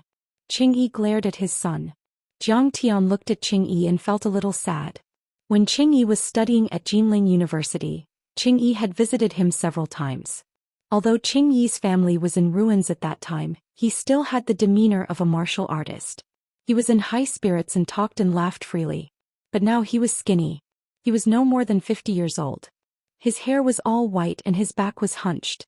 The key point was that he was like a frightened rabbit. His eyes were full of vigilance and his spirit was gone. After a few years of being on the run, his life was always in danger. No matter how strong a tiger man was, his mentality would collapse. Dad, Jiang Tian is a martial arts expert with a cultivation level of transcendent stage. With him around, we don't have to be afraid of Yamaguchi-gumi anymore. Qingyi suddenly said excitedly. "What? You told Jiang Tian about our family?" Qingyi had a mouthful of beef in his mouth. He was so shocked that he forgot to swallow it. "Yeah, Jiang Tian knows everything, but don't worry," Qingyi said. Qingyi swallowed the beef abruptly and choked. He stared and craned his neck. He said angrily, "What are you doing? Jiang Tian is just an ordinary person. How can he help us? And I told you not to bring any strangers up. What are you doing? If we're exposed, we're dead meat." He didn't like Jiang Tian at all. Back then, Jiang Tian was just a good-for-nothing who didn't do anything proper. He only knew how to fight and play with women. His son followed him around all day and even delayed his cultivation. If his son didn't know him, he might have mastered his martial arts and become an inner force expert. How could he have one of his legs removed by the other party? Qingyi said anxiously, "Dad, Jiang Tian is really a martial arts grandmaster with a cultivation level of transcendent stage. I saw it with my own eyes." "Shut up!" Qingyi shouted angrily and interrupted his son. He then looked at Jiang Tian and smiled. "Jiang Tian, you saw it too. We're like stray dogs now. We're penniless. Qingyi doesn't deserve to be your friend. Hurry up and leave. We won't cause you any trouble." "Uncle, please don't say that. It's not troublesome." Qing'er smiled and said, "We know what happened. Don't worry. If those Yamaguchi pigs come, my husband won't have to do anything. I can handle them alone." "It's not the Yamaguchi pigs, it's the Yamaguchi-gumi." Qingyi was so angry that his nose was crooked. This girl looked so pretty, but it turned out that she was an idiot. "You're a delicate girl who doesn't even have the strength to truss a chicken. How can you handle the Yamaguchi-gumi powerhouses? Are you kidding me?" He gnawed on the stewed bone and glanced at Jiang Tian and his wife with dissatisfaction. He shouted loudly, "It seems that I didn't make myself clear. I'm afraid you'll cause us trouble. Do you think you can show off just because you have some stinky money? Money is useless. If the Yamaguchi-gumi comes, won't you drag us down? Hurry up and leave. Don't cause trouble for us. Dad, how can you say that? Qing-yi was so angry that tears were about to come out. Qing-yi was unmoved. Qing-yi looked at Jiang Tian and said apologetically, Jiang Tian, don't take it to heart. My dad is really scared. It's okay. I can understand. Jiang Tian said faintly, Qing-yi, how about this? I'll go back first. If anything happens, call me immediately. Okay. Qing-yi didn't know what to say, so he could only agree for now. Are you really leaving? After leaving the cave, Qing'er's heart softened. She said softly, there were people following us on the way here. I'm afraid they'll be here soon. Uncle Qing may not be very polite, but he's probably really scared. Qing-yi blocked a knife for me when he was young. How can I not care? Jiang Tian smiled gently and said, let's find a place to hide first. I'm afraid the Yamaguchi-gumi people will be here soon. The two figures flashed and disappeared into the dense forest. Hiding in a big tree, they could still hear Qing-yi cursing at Qing-yi. You're a good-for-nothing. Jiang Tian is an idiot. Transcendent Realm Cultivation and Martial Dao Grandmaster? Why doesn't he go to heaven? I saw it with my own eyes. Dad, can you be a little more polite to Jiang Tian? He's my good brother. Good brother my ass. Scoundrel friends, fair-weather friends, fuck off. Think about it. If you didn't hang out with him every day when you were young and focused on cultivation, would you only have iron body cultivation now? Would you only have one leg left? You're so confusing, you don't understand. It's not Jiang Tian's fault. He didn't delay my cultivation. Flap, flap. 2 slaps rang out and the cave quieted down.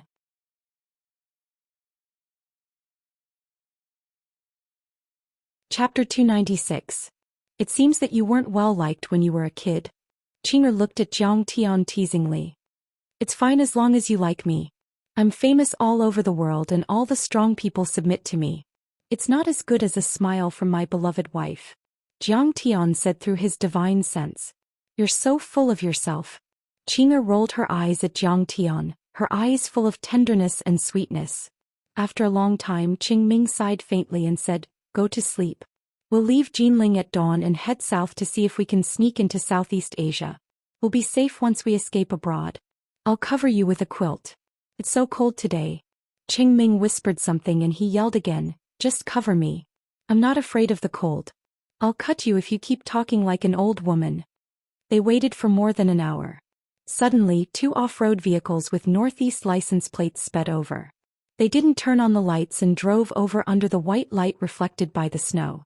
The vehicles stopped and the doors opened and closed silently. 8 short men got out of the vehicles and surrounded a samurai dressed in a kimono and wooden clogs. They quietly approached the cave.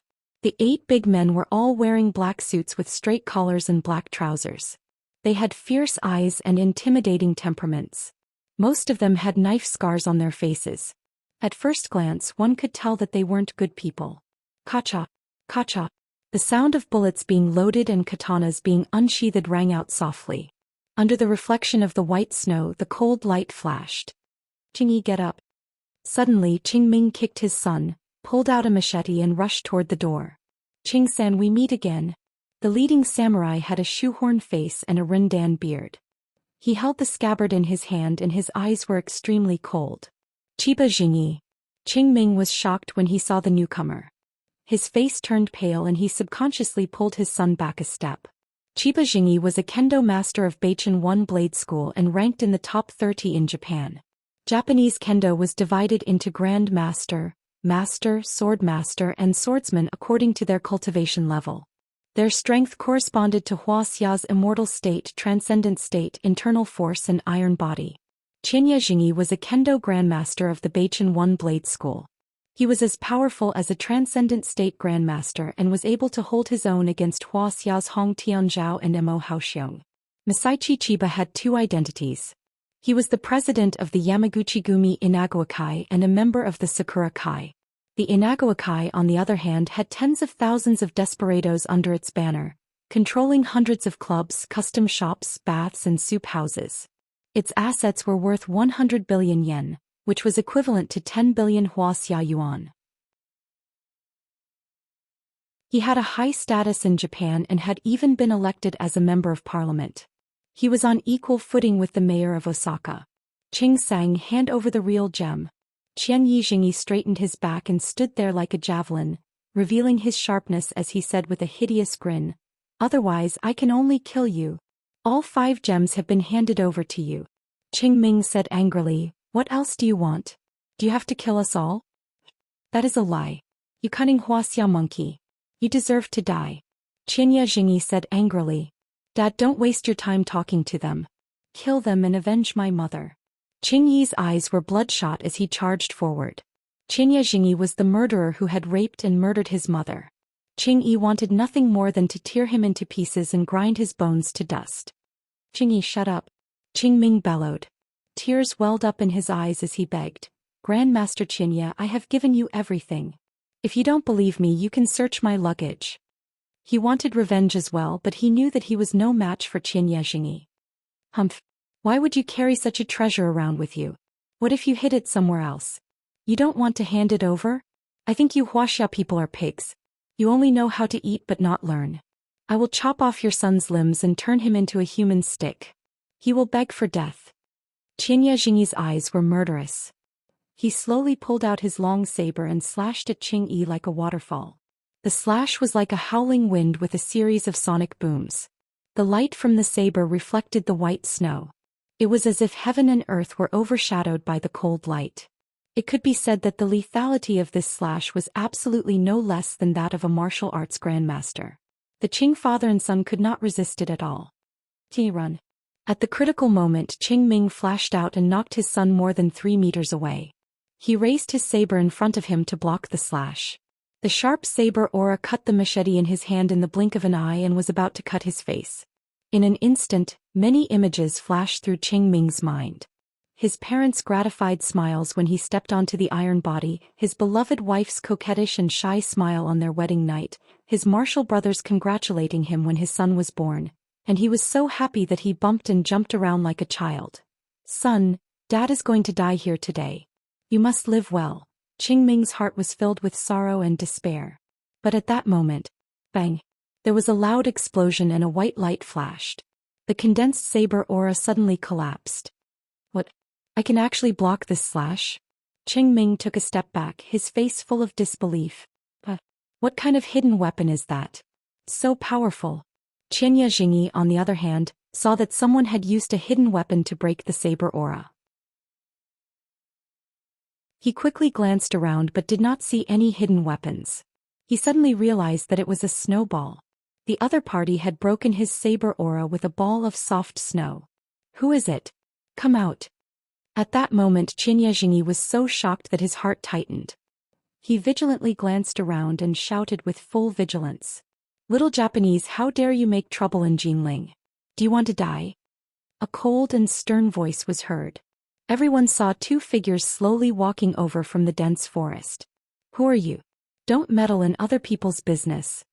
Qian Yijingyi carefully sized up Jiang Tian and was on full alert. He frowned and scolded him. "Oh, my name is Jiang Tian. I'm Qing Yi's classmate. My father is a deputy director and my mother is the chairman of a listed company. Many clubs in Jinling are my subordinates." Jiang Tian said slowly. "Hehe, so you're a rich second-generation heir. Huaxia's rich second-generation heirs are really as stupid as the internet said. You scared me to death." A Yamaguchi-gumi member behind him laughed while holding his stomach. "Idiot." Qing Ming secretly snorted. He thought to himself, "You didn't leave when we asked you to. You're courting death, so don't blame us. With your identity you can show off in the secular world. But that guy is a kendo master and a member of Yamaguchi-gumi. He dares to kill anyone. Since when did he care about a deputy director? Besides, you're just his son." "This is really..." Qian Yijingyi was also speechless. The young man was calm and bold. He thought that he had a powerful background, but after careful inspection he found that he didn't have the unique aura of a Wuxia martial artist. It turned out that he was a rich second-generation heir from the secular world. Qing Ming should have blocked his attack just now, not him. Forget it. I'll let you go for your father's sake. Get out of here." Qian Yijingyi waved his hand helplessly as if he was driving a fly away. After all, he was the son of an official. Once he was killed, the Wuxia government would pay close attention to it. It would be very disadvantageous for Yamaguchi-gumi's future operations in Wuxia. Let me go? What are you kidding about? Hand over the gemstone or I'll kill you. Zhang Tian said coldly. This time Xianxia was annoyed. He gave him face but he didn't want it. Shoot, kill him. Xianxia gritted his teeth and waved his hand ruthlessly. Several Yamaguchi-gumi members immediately raised their pistols and were about to shoot. But Qinger wouldn't give them the chance to shoot. Get out of here. Qinger shouted and raised her right hand. She waved it slowly as if she was swatting a fly. Boom. A tremendous and irresistible force shot out like a rocket, spreading out in all directions. This tremendous force was like an immortal drawing land into a river. Snow, ice, and millstone-sized rocks were all pushed out, flying in all directions. This force forcefully plowed open a large hole about 3 meters wide in the ground, extending for more than 10 meters. In front of this terrifying force that was like a bulldozer, the 8 Yamaguchi-gumi members were directly turned into minced meat. They completely disappeared on the spot, leaving no trace. Even the katanas and pistols in their hands were turned into oddly shaped scrap metal. Qinger hated it when she attacked Zhang Tian. She didn't hold back at all with this wave of her sleeve. She fully displayed the strength of the immortal body of the stainless phoenix. Not good. The moment Qinger made her move, Xianxia's heart was filled with warning signs.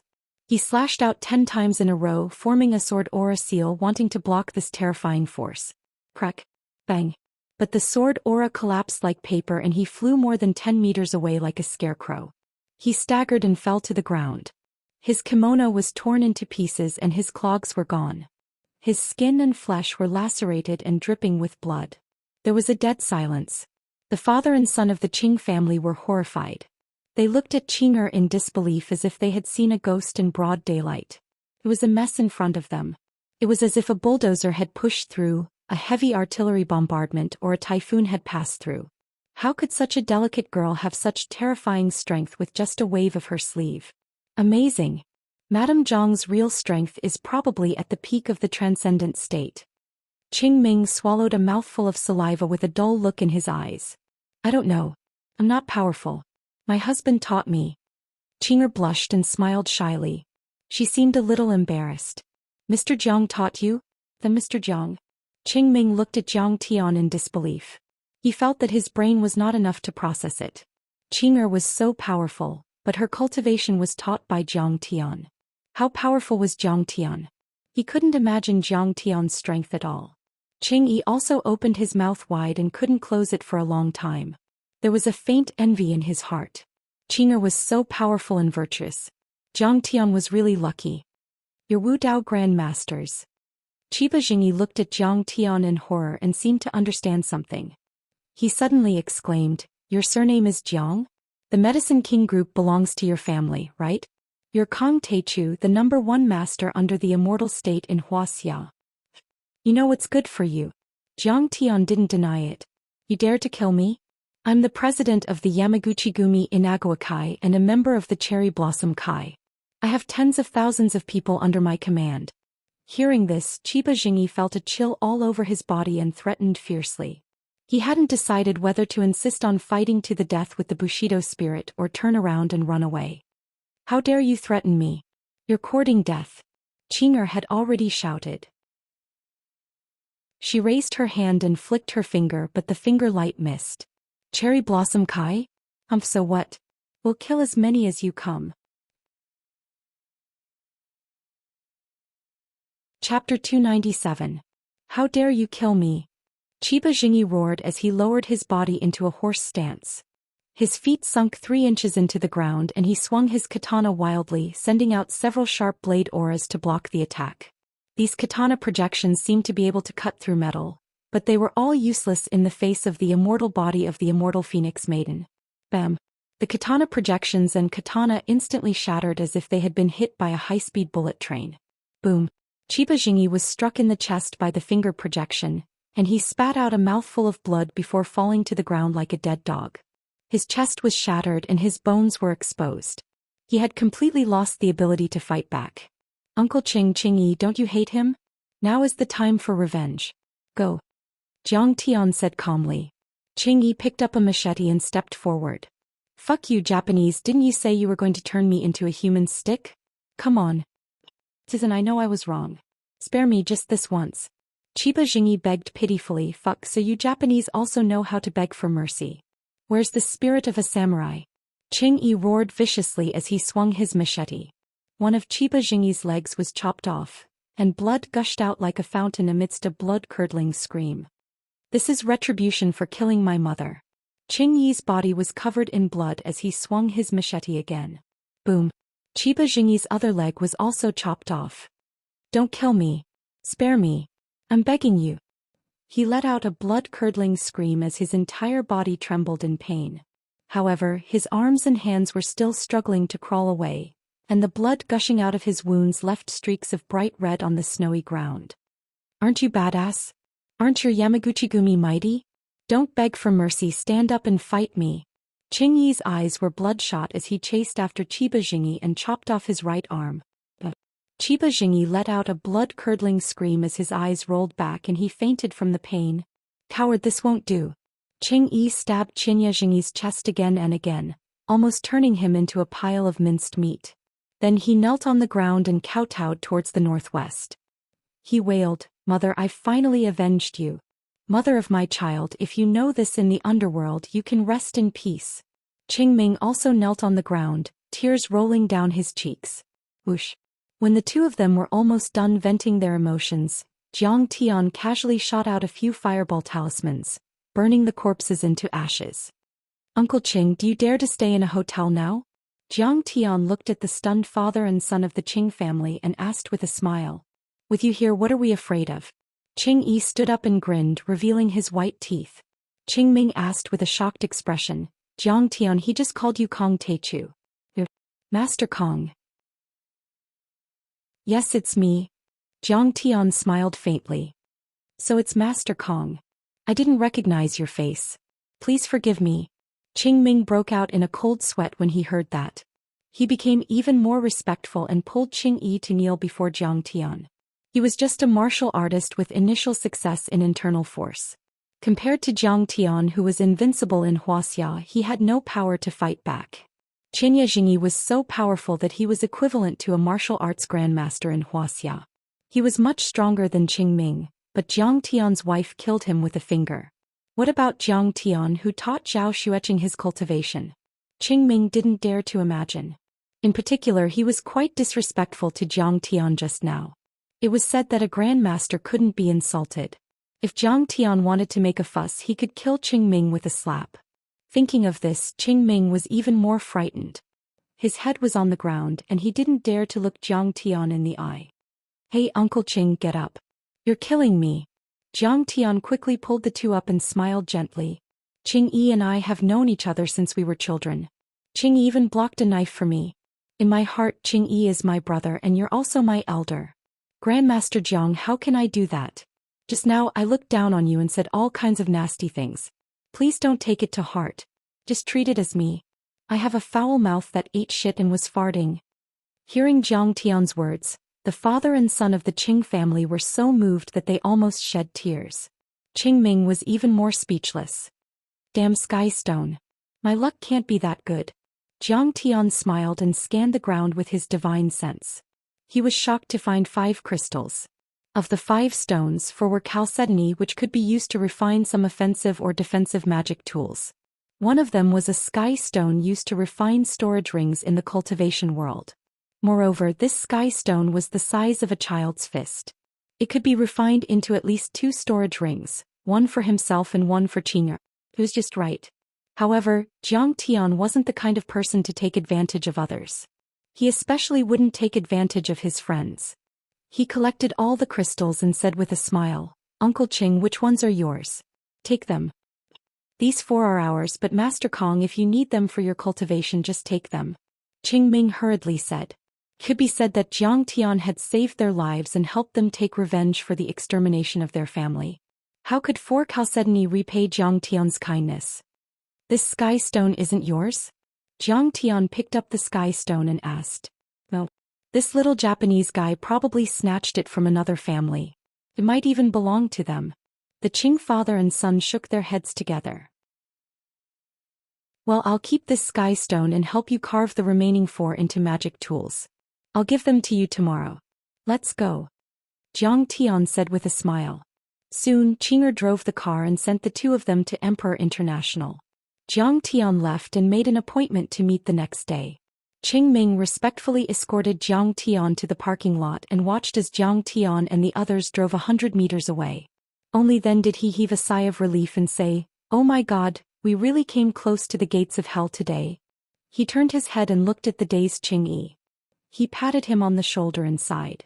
"Son, you have to understand that Master Kong is not on the same level as us. Even if our family is at its peak, we're just ants and dust compared to Master Kong." "Is he really that powerful?" Qing Yi asked with a complicated expression. "The number 1 Grandmaster on the divine list in Wuxia and the leader of the Heavenly Alliance. He overpowered many powerhouses in Southeast Asia and forced the powerhouses of the Dark World to retreat to Big Turtle Island. Today, how many people in Wuxia can stand shoulder to shoulder with Master Kong?" Qing Ming was deeply moved and said meaningfully, "When you see Master Kong in the future, you can no longer call him brother. It's already your great fortune and our family's blessing that you got to know him when you were young. In China, who knows how many people want to meet Grandmaster Jiang, but it's difficult." "What's the Heavenly Alliance?" Qing Yi was puzzled. Qing Ming stepped on the snow and pulled his son toward the hotel lobby. He said, "There's a Heavenly Alliance headed by Master Kong. Its members are all Grandmasters, including Hu Qingtian, Wei Feilong, and Zhao Yuankuan." "What about the Yamaguchi-gumi?" Qing Yi was a little worried. "Yamaguchi-gumi is nothing." Qing Ming curled his lips and said disdainfully, "With Master Kang's strength, it's fine if he doesn't touch them. But once he does, he'll beat them to a pulp. If the Yamaguchi-gumi knows that our Qing family is now under Master Kong, they'll be scared to death. Master Kong is now the number 1 on the divine list." At this time, Jiang Tian had returned to his villa and was laughing so hard that his mouth almost reached his ears. "Why are you smiling like a fool?" Qing'er asked curiously. "My dear wife, this is a treasure." Jiang Tian introduced it with a smile. "This stone is so magical." Qing'er couldn't believe it and then said with a smile, "That's great. It'll be very convenient for you to carry a flying sword in the future." Jiang Tian immediately began to refine it with Qing'er. Jiang Tian's demonic flame attack was very powerful, but when it came to refining weapons, it was actually inferior to Qing'er's Li Fire. Li Fire was comparable to the Samadhi True Fire. It was very powerful in terms of killing, refining weapons and refining pills. She had no choice but to pull Qing'er along and have her spit out Li Fire to help. First, she used Li Fire to melt the stone, remove the impurities and further condense it. Then she cooled it under the control of her divine sense to form a ring embryo. Then she engraved various concealment and spatial arrays. When the sky turned white, it finally took shape. "How big is it inside?" Zhao Xueqing asked curiously. Jiang Tian scanned inside with his divine sense and said, "Yours is more than 300 cubic meters. Mine is dozens of cubic meters." "Ah, 300 cubic meters. Isn't that the size of a house?" Qing'er's eyes widened. Jiang Tian nodded. He thought to himself, this isn't considered big. In the outer space, the storage bags and interspatial rings of some powerful cultivators can even hold a mountain. "No honey, this is not good." Qing'er said, "Why don't you wear the big one?" Jiang Tian quickly shook his head and said, "Dozens of cubic meters is enough for me. I only need to store elixirs and magic weapons. You can also store some clothes, cosmetics and so on. Girls have a lot of things. Besides, this style doesn't suit me. I'll laugh to death if I take it out." According to Qing'er's suggestion, Jiang Tian made Qing'er's storage ring into a little white rabbit. Because Qing'er was a rabbit, Jiang Tian would be too sissy to wear such a style. "Then I'll see if I can put the white ape bone zither in it." Qing'er silently chanted an incantation and moved her divine sense. Suddenly, the white ape bone zither disappeared with a whoosh. "Wow, this is fun. This is so fun. Can it transform into a living person?" Qing'er laughed. "That won't work. The storage space can't store living things. Otherwise their life will be cut off." Jiang Tian laughed. "Honey, I'll try putting a Rolls-Royce in it." Qing'er happily ran to the yard to play. Although making the storage ring consumed a lot of true essence and divine sense, and Jiang Tian was a little tired, since he had promised the father and son of the Qing family, Jiang Tian kept his promise. He forced himself to continue carving the jade essence. At noon he finally finished carving. Zhang Tian swallowed an elixir and meditated for a while to recover his true essence and divine sense as much as possible. During dinner, Zhang Tian went to the Emperor Club where the father and son of the Qing family were staying. He planned to give them the 4 jade talisman magical items. These 4 jade talismans had the function of defense, anti-poison, and body protection. They also had a small spirit gathering array. If they wore it daily, it could help them with their cultivation. Chapter 298. The other 2 were thunder talismans that could be used multiple times. At least in Wuxia's current cultivation world, they could be considered top-notch magic tools. Grandmaster Jiang, we will never forget your great kindness. Qingming was so grateful that he shed tears and bowed his head. Magic tools were too precious. It could be said that although the chalcedony was very valuable, it was like trash in their hands. Now, after Master Kang's skillful carving, the chalcedony immediately turned into a priceless magic tool.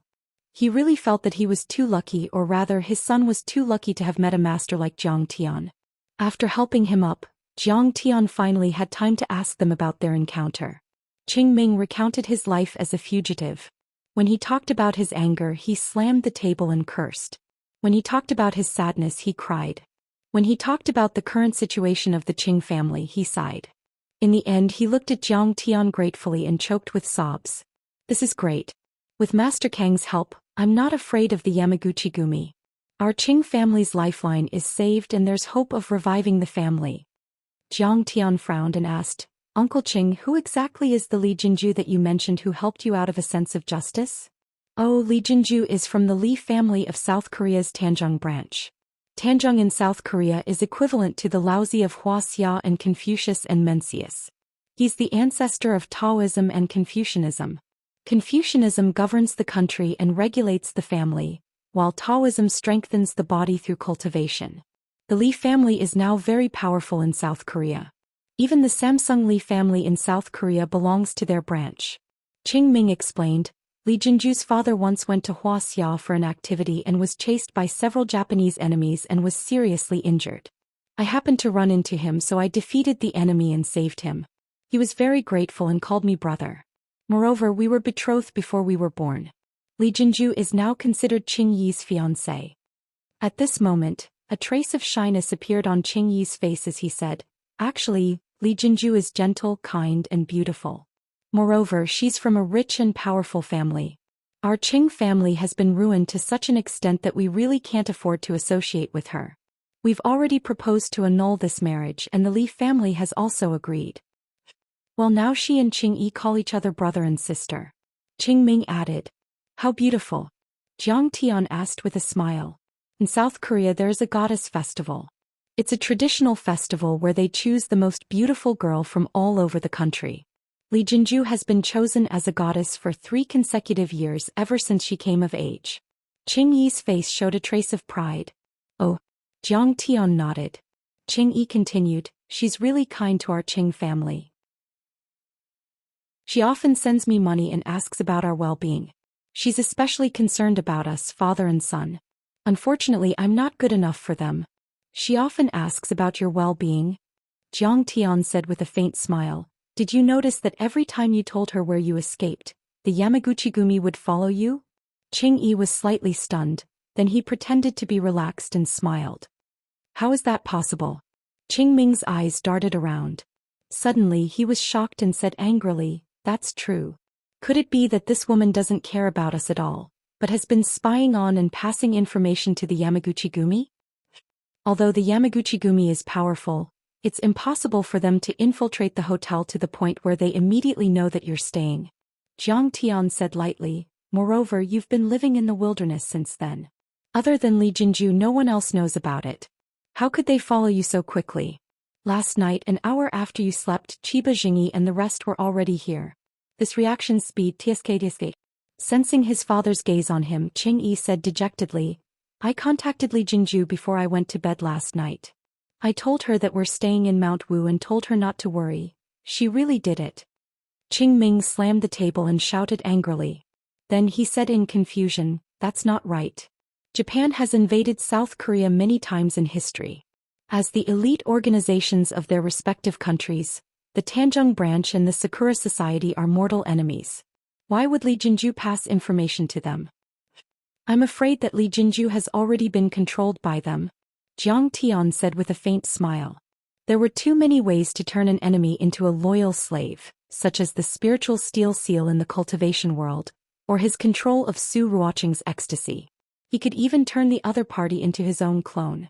Although the cultivators on Earth were not that powerful, there were a few eccentric people who could use secret techniques to control the other party's thoughts and consciousness. Master Kong, what should we do? Qingming asked. If we don't get to the bottom of this matter, I'm afraid it'll always be a knot in your hearts. How about this? You arrange a meeting with Li Jinju and tell her that you'll give the chalcedony directly to her. She should show up. Jiang Tian said lightly. The father and son of the Qing family nodded. Qing Yi immediately called Li Jinju and said, Jinju, I was hunted down by Yamaguchi-gumi again today. Appa, are you hurt? Jinju is really worried. Li Jinju spoke Chinese fluently. Her voice was soft and pleasant, full of concern. I was hurt a little, but I managed to escape. Qing Yi pretended to be very sad and sighed. Jinju, I'm afraid that I can't protect the gem anymore. I want to give it to you. No matter what, it can't fall into the hands of Yamaguchi-gumi. That's not appropriate. That's your Qing family's heirloom. Li Jinju said hesitantly. Oh, I want to give it to you. I want to hand it over to you personally. I don't know when they will come again. Qing Yi insisted. Okay, then I'll fly to Jinling Wuxia. I'll be able to see you tomorrow. Jinju is really looking forward to it. Li Jinju finally agreed. The next night, the father and son of Qing Yi called Jiang Tian. Li Jinju had arrived in Jinling and wanted to meet with Jiang Tian. Jiang Tian immediately met up with the two of them and rushed to the meeting location. At this time it had been snowing for a day and night.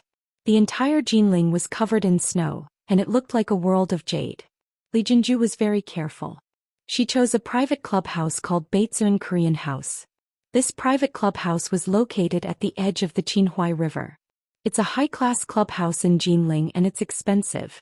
In Jiang Tian's view, this should be a stronghold of the Li family or Li Jinju. The interior of the clubhouse was built according to South Korea's classical architectural style. Mud, stone, and straw were used to create a natural feeling.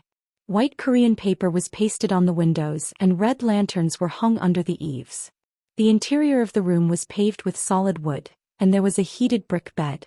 The young women who came and went were all dressed in classic Korean clothing. They were polite and had gentle and shy smiles on their faces, as if they were from the great Chongjin dynasty. When the customers walked in, it felt like they had entered the Silla kingdom of the southern dynasty. Under the guidance of two maids dressed in elegant Korean clothing, Jiang Tian and the Qing family's father and son walked into the clubhouse. As Jiang Tian walked, he sized up the surroundings. Suddenly, his sword-like brows raised and a wisp of ridicule appeared on the corners of his mouth. Even though it was already the coldest day of the year and water droplets would turn into ice, the moment Jiang Tian pushed open the door and entered, he immediately felt warm. They saw a woman wearing a business suit with her back facing Jiang Tian and the others. She was kneeling on a praying mat, using a pair of large scissors to cut the meat and grilling it on the iron plate on the short marble platform. Beside her were a plate of kimchi, a stone pot of rice, and a bottle of Korean-style soju. Although her back was facing the crowd, just by looking at her curvy waist and buttocks, as well as her snow-white tender neck and the snow-white calves under her butt, one could tell that this girl was definitely a first-class beauty. Beside her was an old man in a kimono with a katana placed on his knees. His aura was as deep as the ocean and his eyes were flickering with light. Papa, you're here. Hearing the sound of the door opening, Li Jinju jumped up happily and hurriedly wiped the grease from the corner of her mouth. She lowered her head and smiled shyly. I just got off the plane and was too hungry, so I ate a little first. I'm sorry. Her height was 1.7 meters when she was barefoot. Her figure was curvy and exquisite. Her facial features were delicate and her skin was fair. Especially when she smiled, revealing 2 deep dimples. She looked indescribably naive and cute. The moment her smile bloomed, it was like 100 flowers blooming, making the whole room bright and beautiful. It's okay, girl. Just eat if you're hungry. We're old friends, so there's no need to follow the rules. Qing Yi already had a grudge in his heart, so he pulled a long face and didn't speak. Qing Ming, on the other hand, was an experienced man, so he laughed as if nothing had happened. Everyone, please take a seat. If you haven't eaten yet, let's eat together. Li Jinju quickly said enthusiastically. Her eyes swept over Jiang Tian, but she didn't care too much. She just thought that Jiang Tian was a helper or follower of the Qing family. After Jiang Tian, the father and son of the Qing family took their seats. Li Jinju enthusiastically poured wine and barbecued meat for everyone and chatted with the three of them. She looked at them with her beautiful eyes and whispered with a smile. She was as gentle as water and very amiable, which made the atmosphere very good. Finally, she couldn't hold back her temper and asked with a sweet smile, "Uncle Qing, where's the chalcedony? Don't worry and leave it to me. The Li family is protected by Tanjuan's lineage. It will never fall into the hands of the Yamaguchi-gumi." The father and son of the Qing family didn't speak. They just looked at Jiang Tian. Jiang Tian smiled faintly and took out an egg-sized space stone from his storage ring. He smiled and said, "Is this what you want?" The kimono-clad man's eyes suddenly bloomed with sharp cold light. He asked with a ferocious face, "Why do you have the spiritual stone that my junior brother Chiba Jingyi got? And why did you use half of it?" When the samurai said this, the father and son of the Qing family realized that Li Jinju was indeed in cahoots with the Yamaguchi-gumi. The two of them couldn't help but be angry. However, they knew that they had to rely on Jiang Tian today, so they could only suppress their anger and watch coldly from the sidelines. "Idiot, this is called the space stone. It can be used to make storage magic treasures." Jiang Tian said lazily, "That's right. I killed that bullshit Chiba Jingyi. I have already used this space stone to make a storage ring. This is all that's left." Jiang Tian flipped his hand, and the small piece of space stone immediately disappeared without a trace. It was stored in his storage ring. At this moment, Chiba Jingyi's sinister eyes suddenly became greedy and scorching. He was so excited that his whole body trembled. "Storage ring, this is a storage ring. I never thought that such a magic treasure existed in this world." Chapter 299. In the cultivation world, almost everyone had one or even a few space-type magical treasures. It was very common. But on Earth, it could be said to be a priceless treasure. It had never appeared in modern times. First of all, Dharma treasures were hard to come by. Second of all, even if you could find the materials, only a handful of people could make it. This kind of Dharma treasure was too coveted. It could be said to be a great cheating device. For example, if an ordinary person met a transcendent grandmaster, the transcendent grandmaster would let his guard down. However, if an ordinary person were to pull out an assault rifle from his storage ring, the transcendent grandmaster would be killed instantly. Chiba Masao was looking for the so-called chalcedony because he wanted to refine this kind of magic treasure. He knew how great the benefits of having such a storage ring were. It could be said that with his great success in kendo, he could almost do whatever he wanted in the world. "Mr. Jiang, give this treasure to Mr. Chiba. Otherwise you will die a horrible death." Seeing Chiba Masao was about to make a move, Li Jinju signaled him to stay put and tried to persuade him with a smile. Chiba Masao suppressed his desire to kill and steal the treasure. His eyes were burning with murderous intent as he glared at Jiang Tian.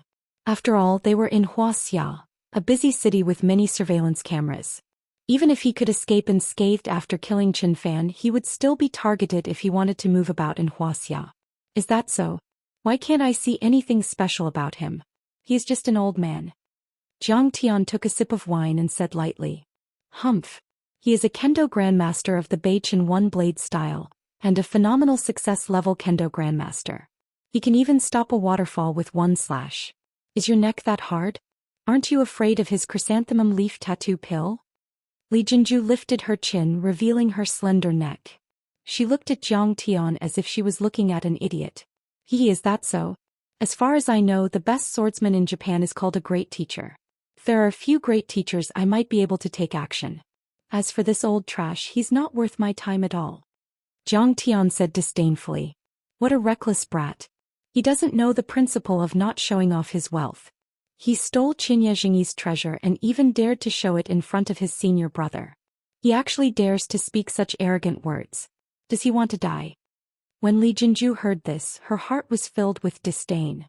Her face suddenly sank, but she immediately smiled sweetly. Her jade-white hands played with the glass of wine as she looked at Jiang Tian with a face full of ridicule and disdain. Indeed, Chiba Masao was much more powerful than Chiba Jingyi. He was a kendo grandmaster, which was equivalent to Hua Xia's transcendent state of martial arts. He was a veteran grandmaster and not many people in Huaxia could stop him. What's more, Jiang Tian seemed to be just a second-generation rich kid who couldn't even truss a chicken. Give it to me. Chiba Masao didn't say a word as he reached out his hand and snatched the treasure from Chen Fan. Get out of my face. Jiang Tian pointed a finger at Chiba Masao, and the finger aura missed its target. Suddenly, a powerful surge of qi shot back at Chiba Masao. Boom. Chiba Masao felt as if he had been hit in the chest by a cannonball. He let out a blood-curdling scream as he was sent flying through the air like a rag doll. He crashed through the door and landed on the snowy ground in the yard like a dead dog. Jiang Tian's finger aura didn't slow down at all. It continued to expand like a cannonball. Boom. The floor exploded, forming a large hole more than 10 meters long that extended all the way to the door. All the windows were shattered in an instant. Shreds of paper fluttered in the air and water and wood exploded everywhere. What? He is a martial arts master. Li Jinju's mouth was wide open, her clear and beautiful eyes were filled with astonishment, and her delicate body was trembling slightly. Masao Chiba was one of the top kendo masters in Japan. He was the disciple of Ryujiro Chiba, the kendo grand master. He was the cornerstone of the Beichen One-Blade School. There were only a handful of kendo grandmasters in Japan who could defeat him. However, Jiang Tian had easily knocked him away. Jiang Tian took a sip of soju before slamming the cup on the table. He shook his head in disdain. Your South Korea's bamboo charcoal soju isn't tasty enough. It's like diluted ergot. Bother. Who dares to behave atrociously in our Yamaguchi-gumi's territory? Bastard. Kill him. In the yard, 5 or 6 Japanese kendo masters dressed as samurai rushed over when they saw Chiba Masao was sent flying. There were also Yamaguchi-gumi members in black shirts and pants. Some of them were holding pistols while others were holding swords. They glared at Jiang Tian and roared with killing intent. Chiba Masao struggled to his feet with the help of a disciple. He shook his head and gripped the hilt of his katana tightly. He glared at Jiang Tian and roared. Bother. Hand over your storage ring and jade essence or I will kill you. Haha, you Japanese are really arrogant and don't know the immensity of heaven and earth. Jiang Tian's face darkened as he sneered. Do you think that Huaxia is still in the air of the Republic of China? How dare you come to Huaxia to kill me and steal my treasures? I think Huaxia has been too friendly to you and spoiled you. He stood there as steady as a boulder and sneered, very good, come and snatch it. Today I will let you all understand what is the true Huaxia martial Dao and what is a true powerhouse. Jiang Tian was born and raised in Jinling. His great-grandfather's generation of more than a dozen people had been killed by the Japanese invaders. He had been influenced since he was young by his grandfather's stories of the Japanese massacres in Jinling and how his ancestors fought against the Japanese and saved the country. It could be said that even after 10,000 years of cultivation he still had a deep-seated hatred for the Japanese. Everyone was responsible for the rise and fall of the country. As a descendant of the Yellow Emperor, how could he sit by and watch the Japanese invaders commit crimes in Huaxia? At that moment he had already unleashed his killing intent. He was going to kill every single Japanese in the clubhouse today. Not a single one of them would be spared. I am very good at robbing. My ancestor was a Japanese military swordsmanship instructor. He burned, killed and looted in Jinling back then. It was so satisfying. Alright, I will show you today. Chiba Masao roared. His eyes flashed as his aura rose. He gripped the hilt of his katana tightly and pulled it out at a seemingly slow speed. The katana's scabbard was mottled with paint and the hilt was black and shiny from the sweat and blood. However, no one in the Japanese kendo community dared to underestimate this katana. This katana was called Kikuyin Maru. It was made by the Japanese kendo obata and had a history of over 100 years. The ancestor of the Chiba family had used this katana to conquer Kyushu and killed more than a dozen kendo masters, establishing the Beichen One-Blade style. Even the transcendent grandmasters in Huaxia and the Western superpowered users would be terrified when they heard the name of this katana. Puff. A sharp sound came up. Chiba Masao leaped into the air and slashed down with the Kikimar like the Milky Way. Beichin one-blade style, 1,000 piles of snow. With this slash, the saber light stretched out like a raging wind sweeping up 1,000 piles of snow. The white light was more than 5 meters long. The blade aura was extremely dense. If Chiba Masao's slashes were like layers of blade shadows, then Chiba Masao's slashes were like a curtain of blade aura. Not even Hong Tianzhao's raging sea sword art Tiangang sword array was this powerful. A monstrous murderous aura instantly enveloped a large area, causing the temperature in the Korean house to plummet. Li Jinju felt as if she had fallen into an ice cellar. She felt a strong pressure and her cheeks were about to be cut open by the sharp blade chi. Even breathing became difficult. He is so powerful. He is indeed the grand sensei of Japanese kendo. This 1,000 piles of snow might even be able to split open a huge rock. That arrogant Wuxia kid is dead meat. Many Japanese kendo masters and Yamaguchi-gumi members were shocked. They looked at the attack with admiration and exclaimed in unison. The 1,000 piles of snow blade aura flashed. Boom. After a loud noise, the roof and the wall were split open. Snowflakes fell and the cold wind blew in. Among the flying straw and dust, the sharp blade aura was like a bolt of lightning, slashing toward Jiang Tian with an indomitable aura. Is this the supreme sword Dao of your East Sea? Beichin one-blade style? Trash. Jiang Tian used his divine sense to sense the blade aura. Then a disdainful sneer appeared at the corner of his mouth. Japanese kendo ninjutsu and onmyoji all advocated the simultaneous advancement of the mind, chi and body. It was just that they all focused on different things. However, at the end of the day, these Japanese ultimate arts were nothing more than the martial arts and spells that Su Fu Jianzhen and the Japanese students who came to China to study during the Tang dynasty. Their aura is not called true qi but chakra, which translates to energy.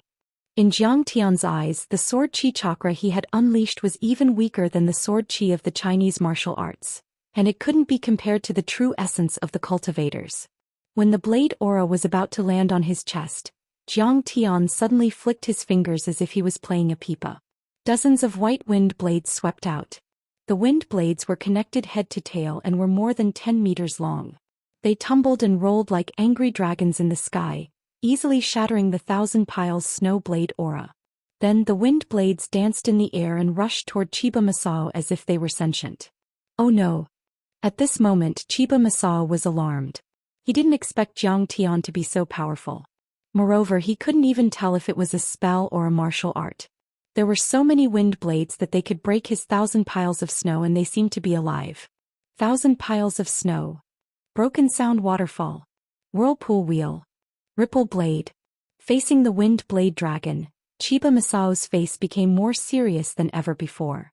Just like when he was practicing his swordsmanship under the waterfall in the past, he lowered his waist and sat in a horse stance.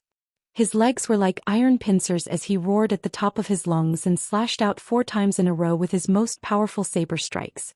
It was no exaggeration to say that he was confident that he could even split an armored vehicle in half with every slash of his blade. Chapter 300. Clang. Crack. The wind blade dragon collided with the 4 sharp blade auras. The sound was like a bomb explosion or a few speeding cars crashing together. It was ear-piercing, shocking, and complicated.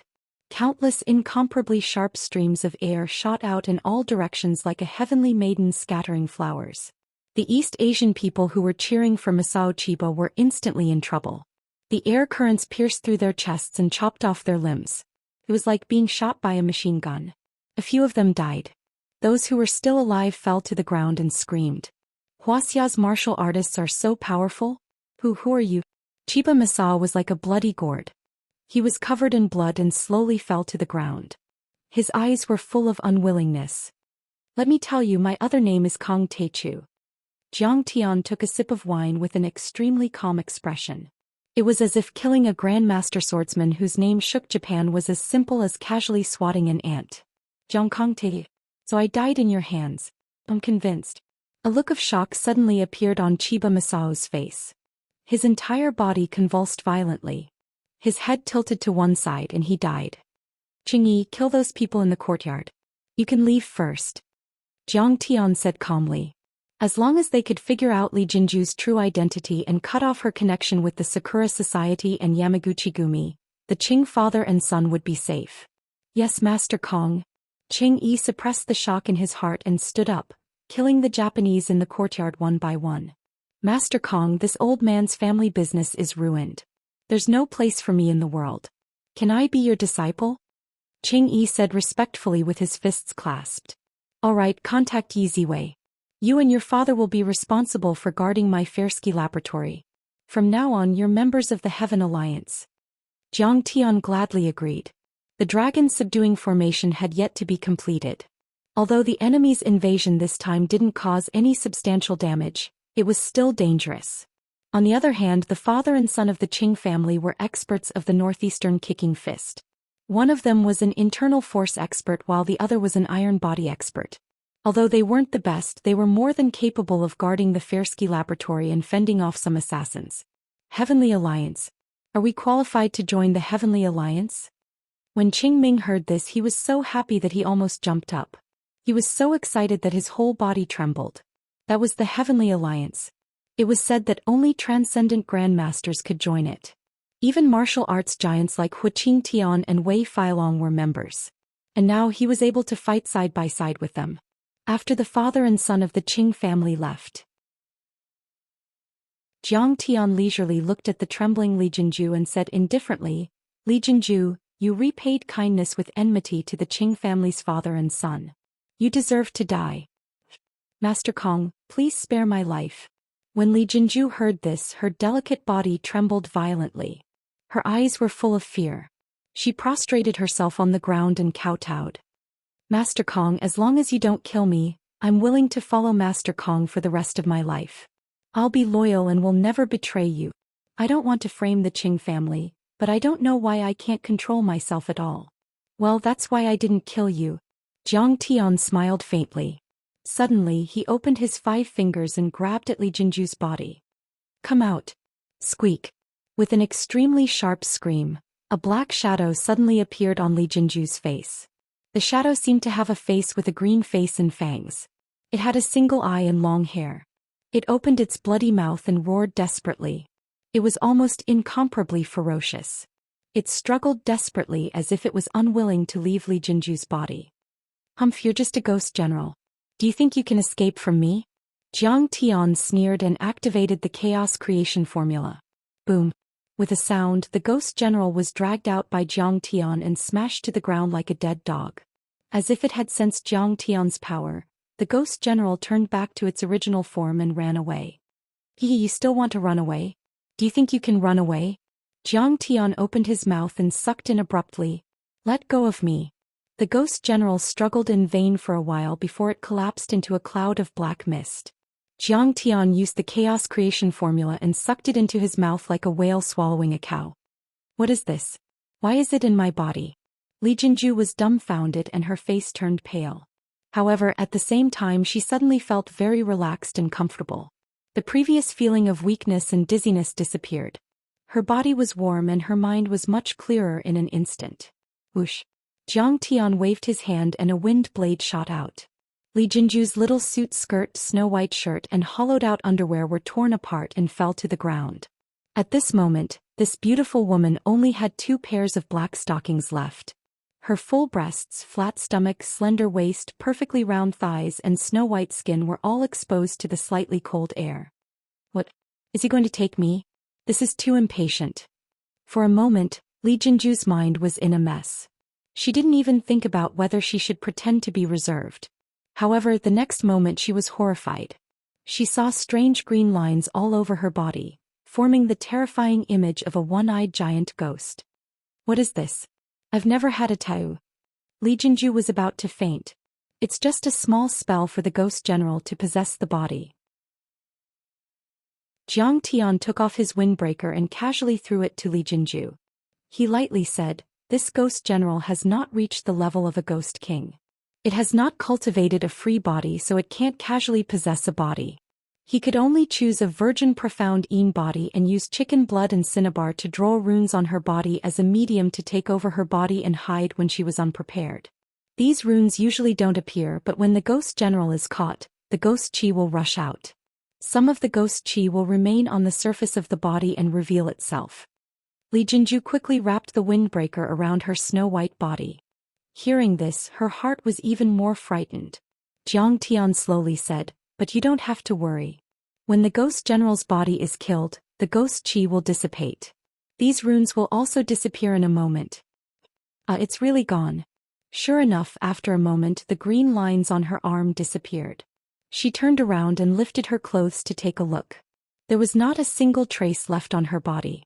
In fact, Li Jinju was also confused by Jiang Tian's words. But she knew that Jiang Tian had saved her, so she quickly knelt on the ground again and said, "Master Kong, thank you for helping me get rid of the ghost general. In the future you will be my supreme master and I will serve you faithfully."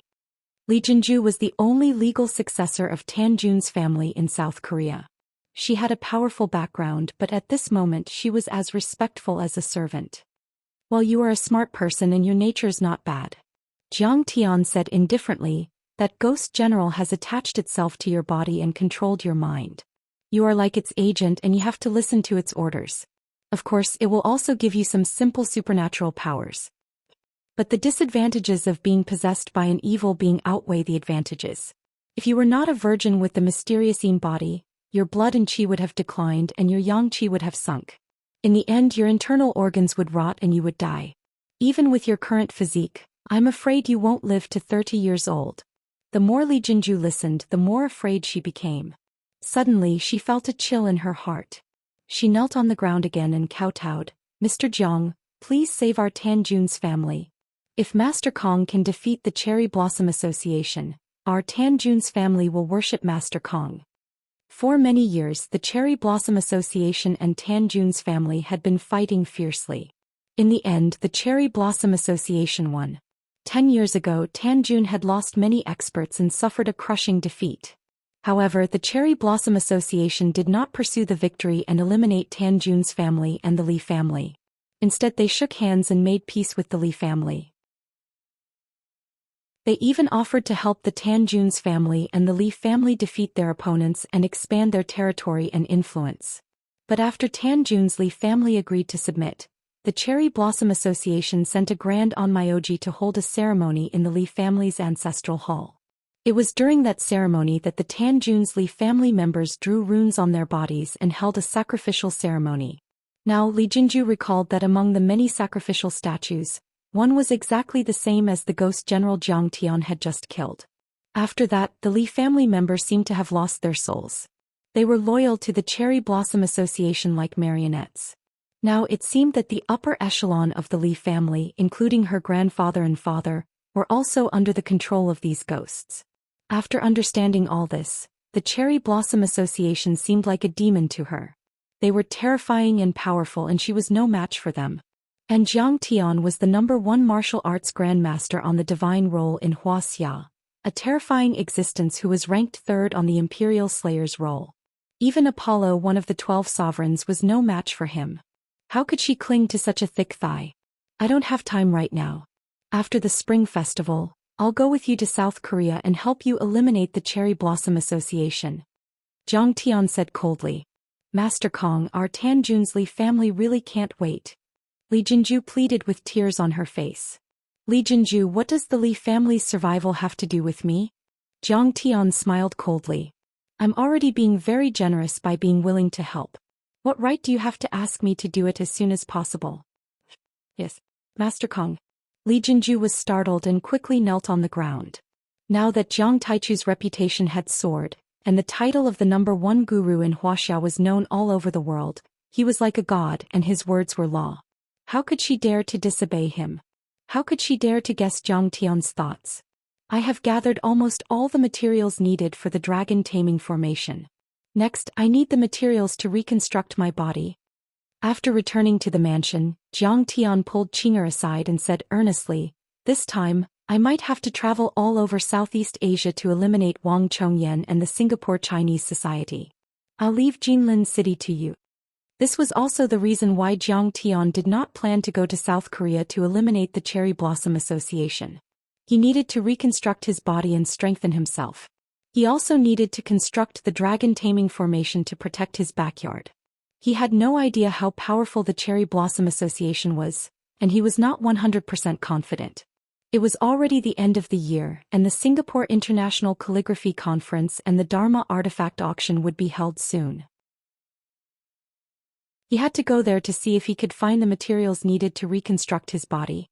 Besides, Zhang Tian had killed many of the elites of the Singapore Chinese society at the peak of Mount Everest.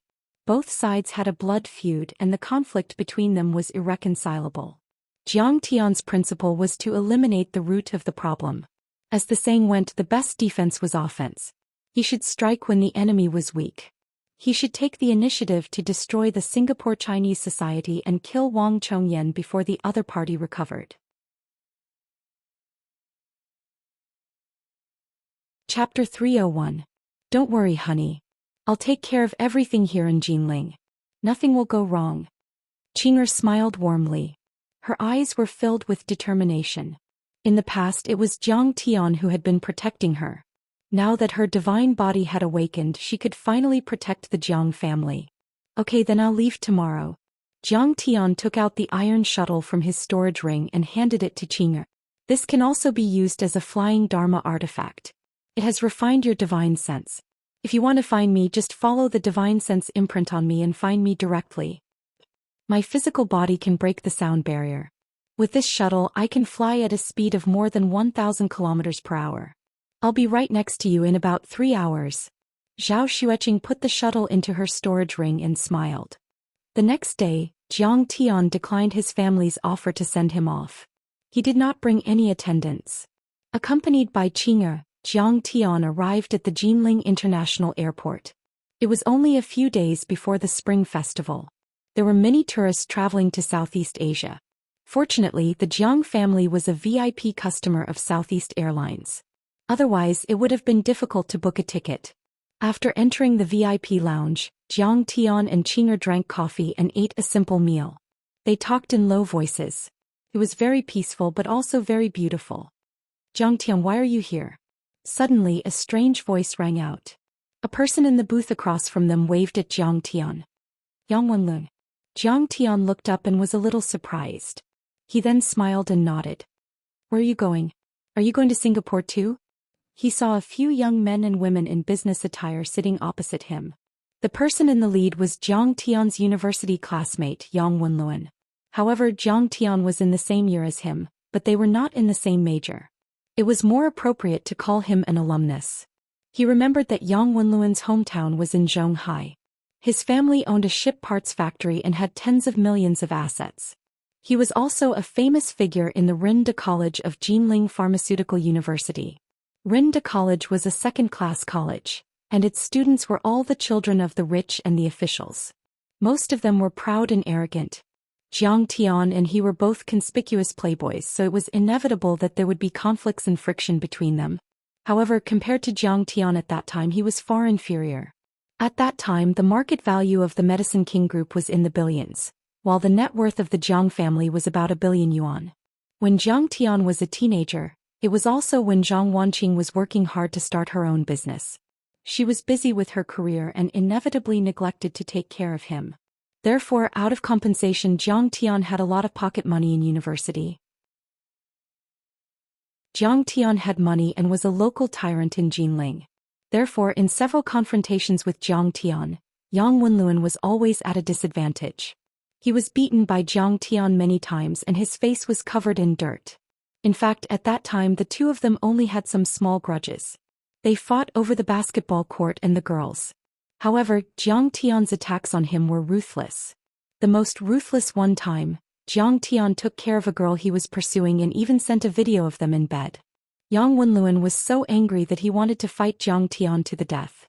Zhang Tian felt a little apologetic toward Yang Wenlun. Yeah, I'm going to Singapore to sign a contract. It's a 20 billion yuan ship parts processing contract. Yang Wenlun was dressed like a businessman. He was wearing a snow-white shirt, straight pants and shiny leather shoes. He walked over with a cup of coffee and smiled proudly. He had a deep grudge against Zhang Tian. At that time, Zhang Tian relied on his family's stinky money to flaunt his power and bully men and women. Even he was bullied to the point where he couldn't raise his head. However, it was different now. Their Yang family shipyard had assets in the billions. How could Jiang Tian compare to him? 20 billion? It's indeed a huge contract. The net profit should be around 1 billion, right? Jiang Tian didn't mind Yang Wenluan's bragging. He chuckled and gestured for Yang Wenluan to sit down. 1 billion? Are you kidding me? This is a heavy industry, a capital-intensive enterprise. Of course, the profit won't be ordinary. At least 3 billion in profit. Yang Wenluan sat down opposite Jiang Tian and smiled faintly. How's your family's pharmacy business? I guess it's a national chain now, right? Pharmacy? Jiang Tian was stunned for a moment before he came to a realization. When Jiang Tian was in university, he often got into trouble. Furthermore, the Jiang family was a listed company, so they had to take into account the negative news that would affect the stock price. Therefore, the Jiang family strictly forbade Jiang Tian and all their descendants from showing off their Jiang family's background. As a result, Jiang Tian couldn't reveal his family's background even though he spent money like water. He only said that his family owned a pharmacy. Therefore, even though the Jiang family created a huge commotion in the capital market some time ago, other than Lu Yiting and a few close university classmates, no one knew that it had anything to do with Jiang Tian. In Yang Wenluan's eyes, Jiang Tian was just a rich second generation with a pharmacy in his family and tens of millions of assets. Oh, my family doesn't own a pharmacy anymore. We're involved in pharmaceutical production. We can't starve to death, so we can get by with it. Jiang Tian said faintly. Oh, I see. Yang Wenluan's eyes flashed with a hint of disdain. In his opinion, even after a few years of development, Jiang Tian's family would only have a few hundred million at most. There was no way they could compete with the Yang family of Zhonghai. Therefore, he didn't think much of it and didn't bother to ask further questions. He smiled smugly and continued to show off. And the one who signed the contract with us is the Guo family of Singapore. Guo family? Which Guo family? Is there a descendant called Guo Lily? Jiang Tian asked curiously. Finally, I can see the look of shock on your face. You can't keep up the act anymore, can you? Jiang Tian, you are so ignorant. Yang Wenluan was pleased with himself. He smiled and said, how many other Guo families are there in Southeast Asia? Only this one. The Guo family's assets are at least 100 billion USD and close to 1 trillion Huaxia RMB. They are as rich as a country. Singapore's shipping king, hotel king, real estate king, and many other titles belong to Guo Junfeng alone. He was proud to be able to work with the Guo family. The Guo family was one of the most influential Chinese families in the world. The current head of the Guo family, Guo Junfeng, was ranked in the top 10 of the Forbes list. Compared to the Guo family, the richest family in Jin City, the Nye family was like a country bumpkin.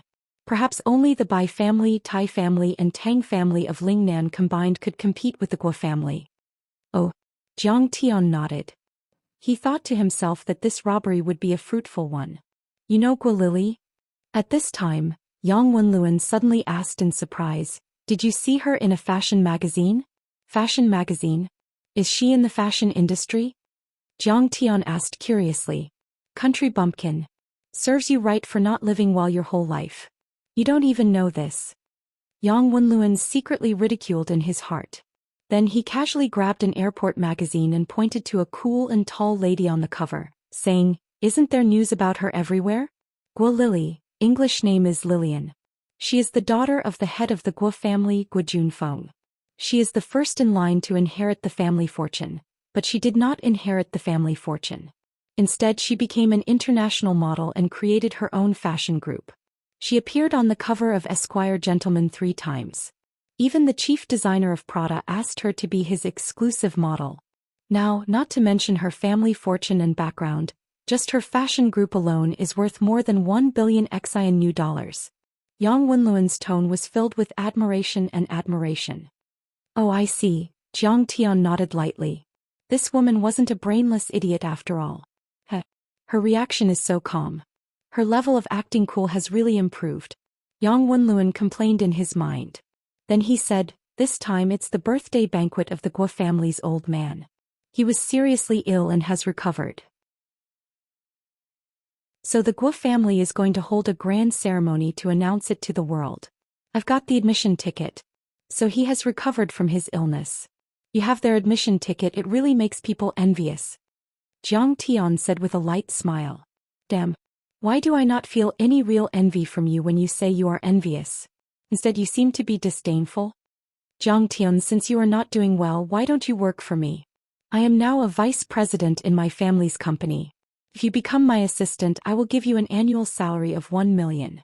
Yang Wenlun handed over a business card and said arrogantly, Humph, kid, I will let you understand your position now. You are only fit to be my assistant. Now that he was old, he had become a mainstay of society. He could not throw punches at others like he was in university. He could only act cool in a low-key way. If he had just graduated a few years ago when he met Jiang Tian, he might have even beaten him up directly. Do I have a chance to attend this birthday banquet? Jiang Tian suddenly thought of something and agreed. Wang Chongyan had a noble status and was considered a reclusive expert. He would not show himself easily and would not be easy to find. As for the Guo family, they were members of the Singapore Club and had close ties with Wang Chongyan. Why not go to the Guo family and let them lead the way? It just so happened that Guo Lily still owed him 10 billion for elixir pills. Yang Wenlun suddenly felt a little awkward. Jiang Tian had always been arrogant.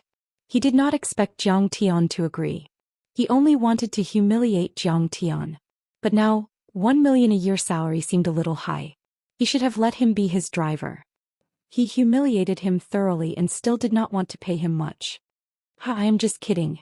Actually, I have always admired the Guo family. When the time comes, you can bring me to the Guo family and let me take a picture and post it on Weibo to show off. Jiang Tian laughed. That is not a problem. I just want to bring you in to meet Guo Lily. It is not a problem to take a picture with her. Yang Wenlun patted his chest and boasted proudly. She and I are very good friends. Otherwise, how could I have gotten the invitation? As he said that, he suddenly turned around and waved his hand. He said proudly, Jiang Tian, look. Xianxia, do you still remember? The beauty of your college is now my secretary.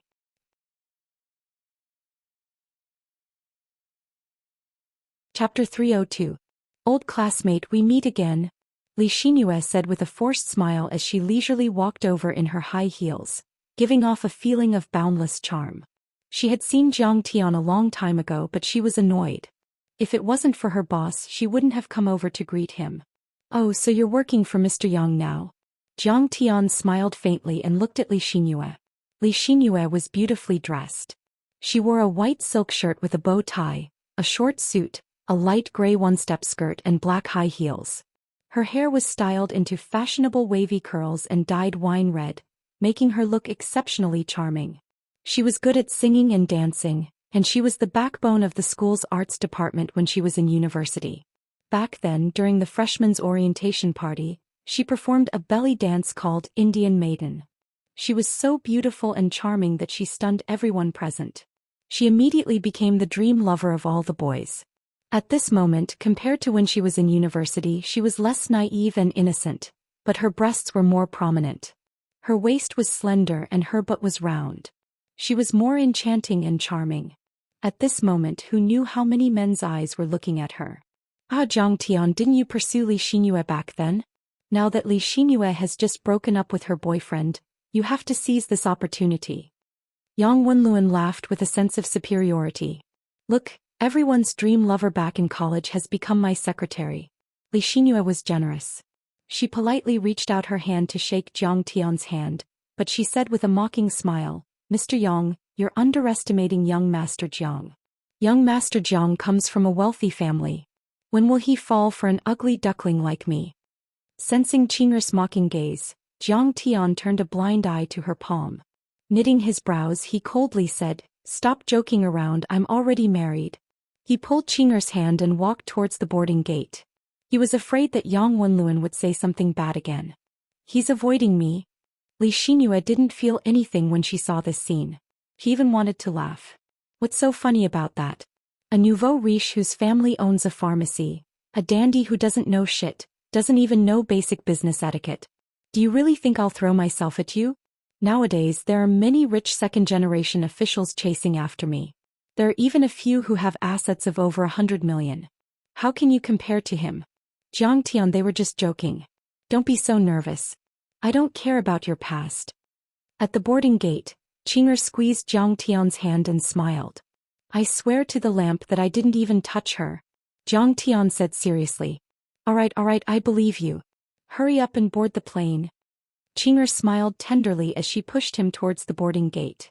He was worried that he would be jealous. Moreover, he was especially nervous. Was this still the same Master Kong who had slaughtered everyone in his way? I'll be back soon. When it was time to board the plane, Jiang Tian hugged Qinger tightly.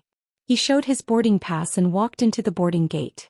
As for Qinger, she watched the plane fly into the sky and disappear before she turned and walked towards the exit. On the plane, coincidentally, Jiang Tian and Li Xinyue were sitting next to each other. Li Xinyue smiled and said, "Your wife is quite beautiful. No wonder you dote on her so much." Jiang Tian looked straight ahead and nodded. "There's no cat that doesn't cheat now. Don't you want to?" Li Xinyue lifted a strand of hair that was hanging by the side of her face and tucked it behind her ear. She flirted and moved closer to Jiang Tian's ear. Seeing Jiang Tian's lack of interest, Li Xinyue shrugged. However, this stimulated Li Xinyue's desire to challenge him. "Bastard, why are you pretending? Don't you remember how you groveled when you pursued me?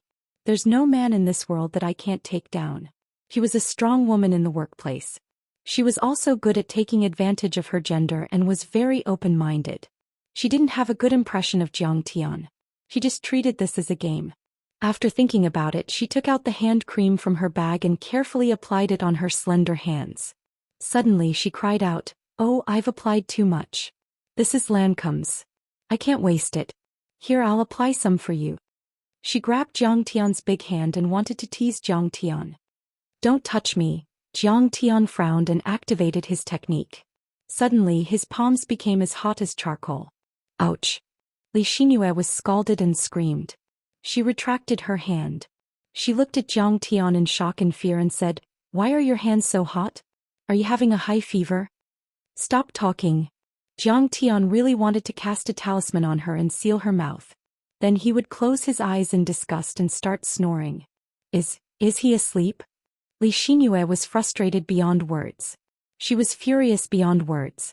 Could it be that he has really changed his playboy personality, or does he now prefer simple and elegant girls? Li Xinyue was puzzled. She saw that Zhao Xueqing didn't wear any makeup, but she had a charming and lively aura. Her dressing was very different from her, so this thought came to her mind. No matter what she thought, she eventually calmed down and started flipping through the gossip magazines. The plane flew for 7 to 8 hours and finally landed at Singapore International Airport. Hongye, Su Wenjie and other Lingnan spell masters were already waiting for Jiang Tian at the airport terminal. As soon as he stepped out of the airport, Jiang Tian felt the prosperity and wealth of Singapore. Although it was only a city with a population of a few million, it was filled with skyscrapers and brightly lit buildings. It was located at the heart of the Straits of Malacca. There was an endless stream of tourists of different skin colors and races. They spoke English, Japanese, Spanish and Malay. Many planes stopped at Singapore to make a transfer. Jiang Tian nodded. No wonder he is one of the 4 little dragons of Asia, along with South Korea and Hong Kong. Around 2008, Singapore's per capita GDP had reached $40,000 USD. It was much higher than the other cities in Wuxia such as Yanjin, Zhonghai and Yongqing. Even Hong Kong was no match for it. Singapore's technology, logistics, shipbuilding and electronics industries were all very advanced. It was not until many years later that it was surpassed by the other cities in Wuxia. As soon as Jiang Tian walked out of the airport with Yang Wenluan and Li Xinyue, he was taken aback. He scanned the area with his divine sense and immediately sensed a powerful presence. It was even denser than the Martial Arts Alliance conference. They are not martial artists, they are spell masters. Jiang Tian was shocked. There were at least a dozen spell masters at the Dao reaching level in a small airport, much less in Singapore. According to Elder Tang, spell masters were divided into 4 levels: sensing, Dao reaching, ethereal enlightenment and Dao body. Their power levels corresponded to the iron body, internal force, transcendent state and immortal state. In other words, these Dao-reaching level spellcasters could easily kill an internal force martial arts master. It could be said that since Jiang Tian returned, this was the first time he had encountered so many people, especially so densely packed together. There were at least a dozen of them in a small airport. That was because Dharma cultivation was much more difficult than martial arts. It required both heavenly materials and earthly treasures. Therefore, cultivators of magic arts were even rarer and rarer. For example, Wei Shuofeng had only reached the ethereal enlightenment level, but he was already able to rule over half of Lingnan. There were at least a few dozen martial artists in Wuxia who had reached the transcendent state and were known as grandmasters. There were probably over 100 such martial artists in hiding. There was even a long-term divine role. However, spell masters didn't have such a ranking because there were too few of them. Jiang Tian only knew that there were a few ethereal enlightenment experts in the Maoshan sect and the Dragon Tiger Mountain Celestial Master sect. I have heard that the people of Singapore and even the entire Southeast Asia believe in feng shui, ethereal arts, and dark arts. They worship all kinds of grandmasters. Seems that it is true. Singapore is indeed a city of spell masters. Jiang Tian exclaimed in his heart. If that was the case, there must be a lot of Dharma array materials. It should be worth the trip. Jiang Tian, do you want me to drive you there? This is my company's car. It's only a little over $1 million. My company's net worth is in the tens of billions. This car is no longer worthy of my status. At the airport exit, Yang Wenluan pointed at the Lexus that had come to pick him up and smiled proudly. No need. I'll just call a cab. Jiang Tian smiled and said, Jiang Tian, keep in touch. The Guo family's birthday banquet is tomorrow. Come find me at the hotel. Yang Wenluan was very pleased with himself. He looks like you're really bad. You still need to call a cab. He was just showing off. There was no way he would actually drive Jiang Tian there. He shook Jiang Tian's hand and got into the Lexus without looking back. By Jiang Tian. Li Xinyue pursed her lips without leaving a trace. Then she smiled sweetly and followed him in. Seeing that they were far away, the enlightened Master Hongye and Su Wenji's silver Bentley slowly slid over. Master Kong. The two of them got out of the car and bowed respectfully to Jiang Tian before opening the car door for Jiang Tian. Thank you for your hard work. Jiang Tian patted the two of them on the shoulder and got into the car. The moment Jiang Tian retracted his divine sense, everyone felt a chill run down their spines, but they only thought that it was a cool breeze blowing past. Suddenly, an old man turned around and looked at Jiang Tian. He frowned and said, That's strange. Why do I feel like someone is watching me? The old man was in his 80s. He was wearing a long black robe and a pair of soft cloth shoes. His white beard fluttered in the wind and he looked like an immortal. Grandpa, you are the most powerful feng shui master in Hong Kong. Who would dare to watch you? A young girl in an apricot Taoist robe said with a smile. She carried a peachwood sword on her back and had a few talismans on her shoulder. She was only 15 or 16 years old. She looked cute and innocent. Her strange outfit would have looked strange in Wuxia, but in Singapore no one gave her a second glance. That's true. The old man nodded proudly. He was the feng shui master in Hong Kong, Sumajai. His status in Hong Kong was so high that even Superman Li and the other three major families had to rely on him. This time, during the Nanyang Spell Conference, we must show the Nanyang spell world the strength of the Su family of the Talisman sect. The old man smiled proudly.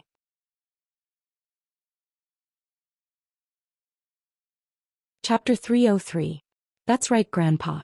Wang Chongyan and Zhou Xian have dominated the Southeast Asian spell world for too long. We must show them the secret arts of Hong Kong.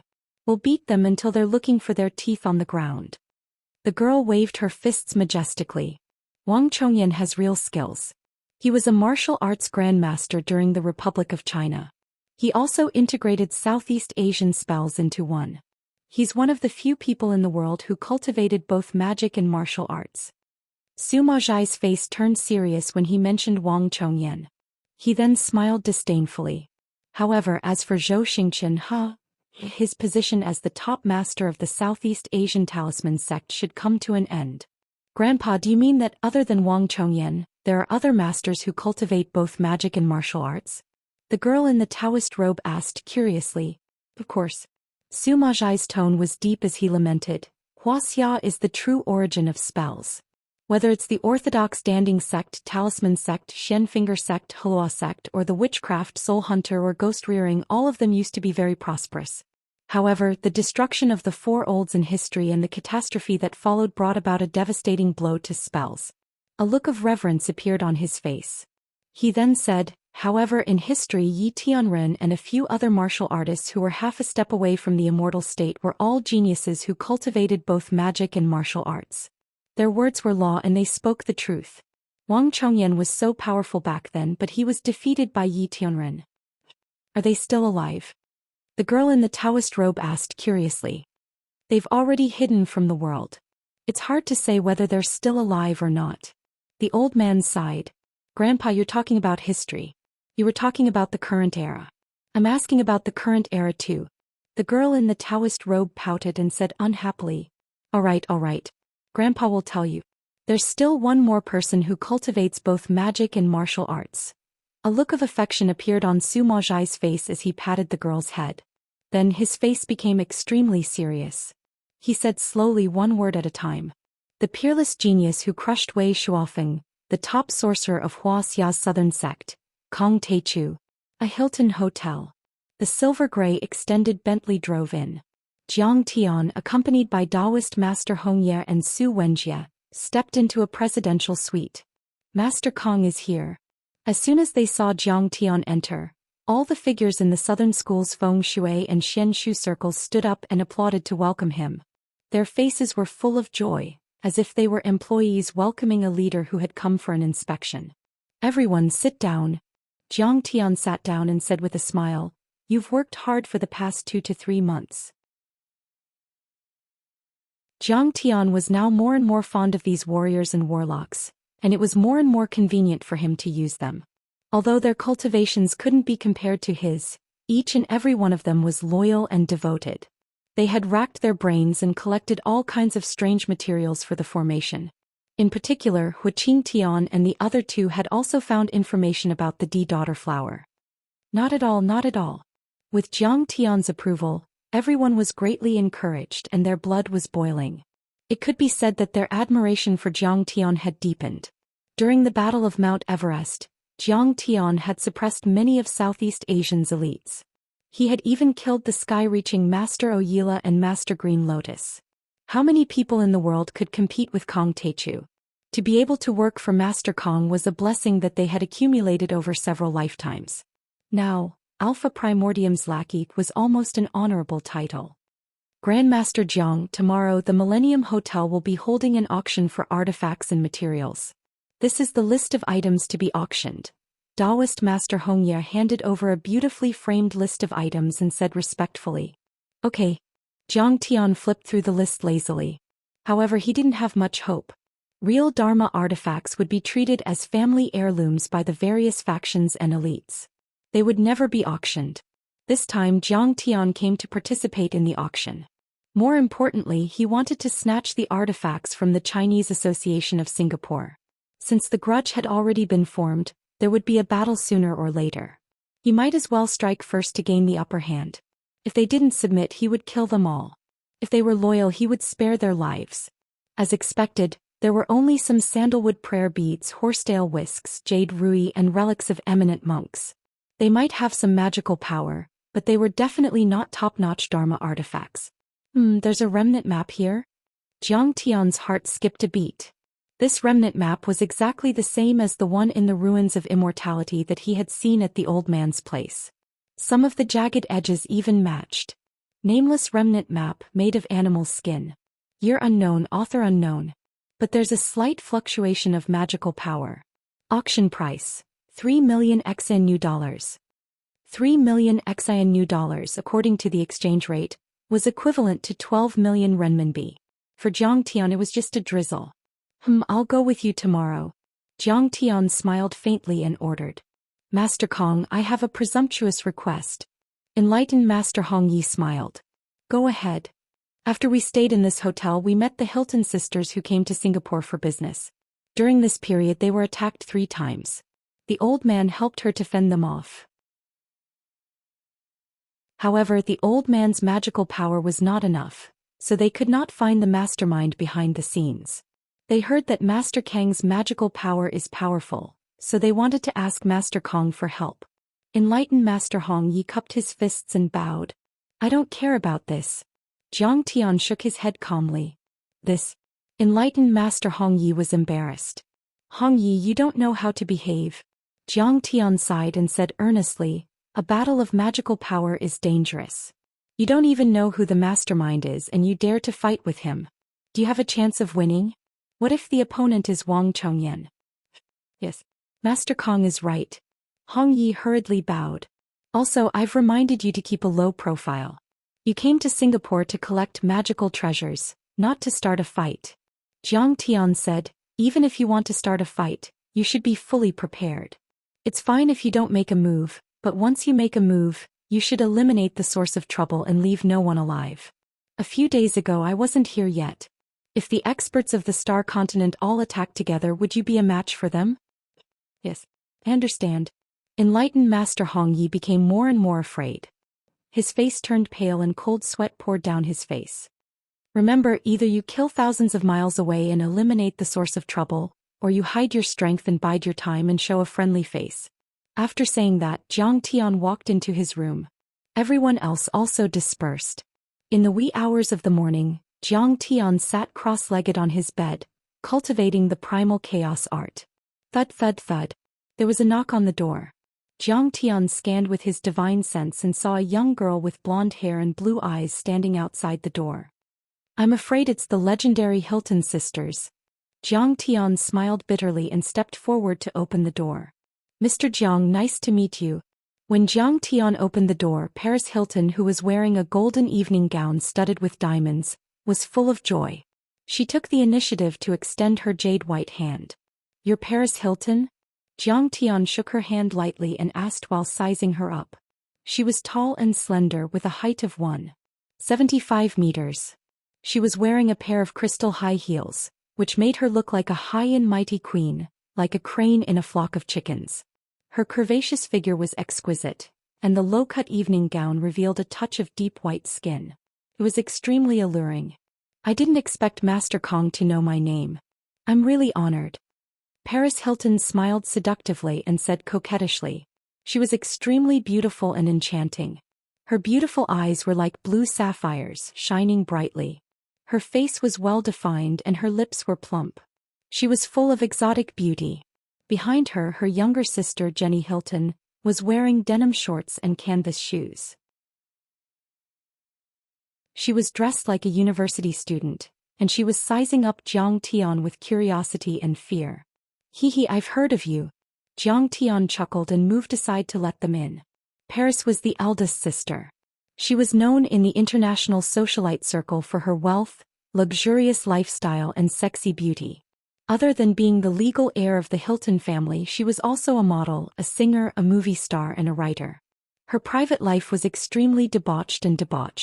There was endless gossip about her. Her scandals with male celebrities and tycoons often occupied the headlines of major media outlets. "How did you know it was me?" After Jiang Tian sat down, he smiled faintly and gestured for the two to sit down. "Hee, how many people in Wuxia can make Hong Ye the Venerable personally welcome them?" Paris Hilton sat down on the leather sofa opposite of Jiang Tian. Her Mandarin was quite good. In fact, she had mastered 7 to 8 foreign languages. She didn't need a translator for business activities. "You want me to do it for you, right?" "I don't have time." Jiang Tian went straight to the point. In fact, he had heard about the Hilton sisters a long time ago. The Hilton family was a very old family in the United States. It was founded in 1919. In less than 90 years, it expanded from one restaurant to more than 100. It spread across all the major cities in the 5 continents and became one of the largest restaurants in the world. The Hilton family was also one of the top 10 tycoons in the United States. Speaking of which, Jiang Tian had met the Hilton sisters once in his previous life. It was in 2008 when the Hilton Hotel opened its Jinling branch. The Jiang family was also invited to attend. But at that time the two girls were like princesses of the royal family. Jiang Tian didn't even have the chance to get close to them.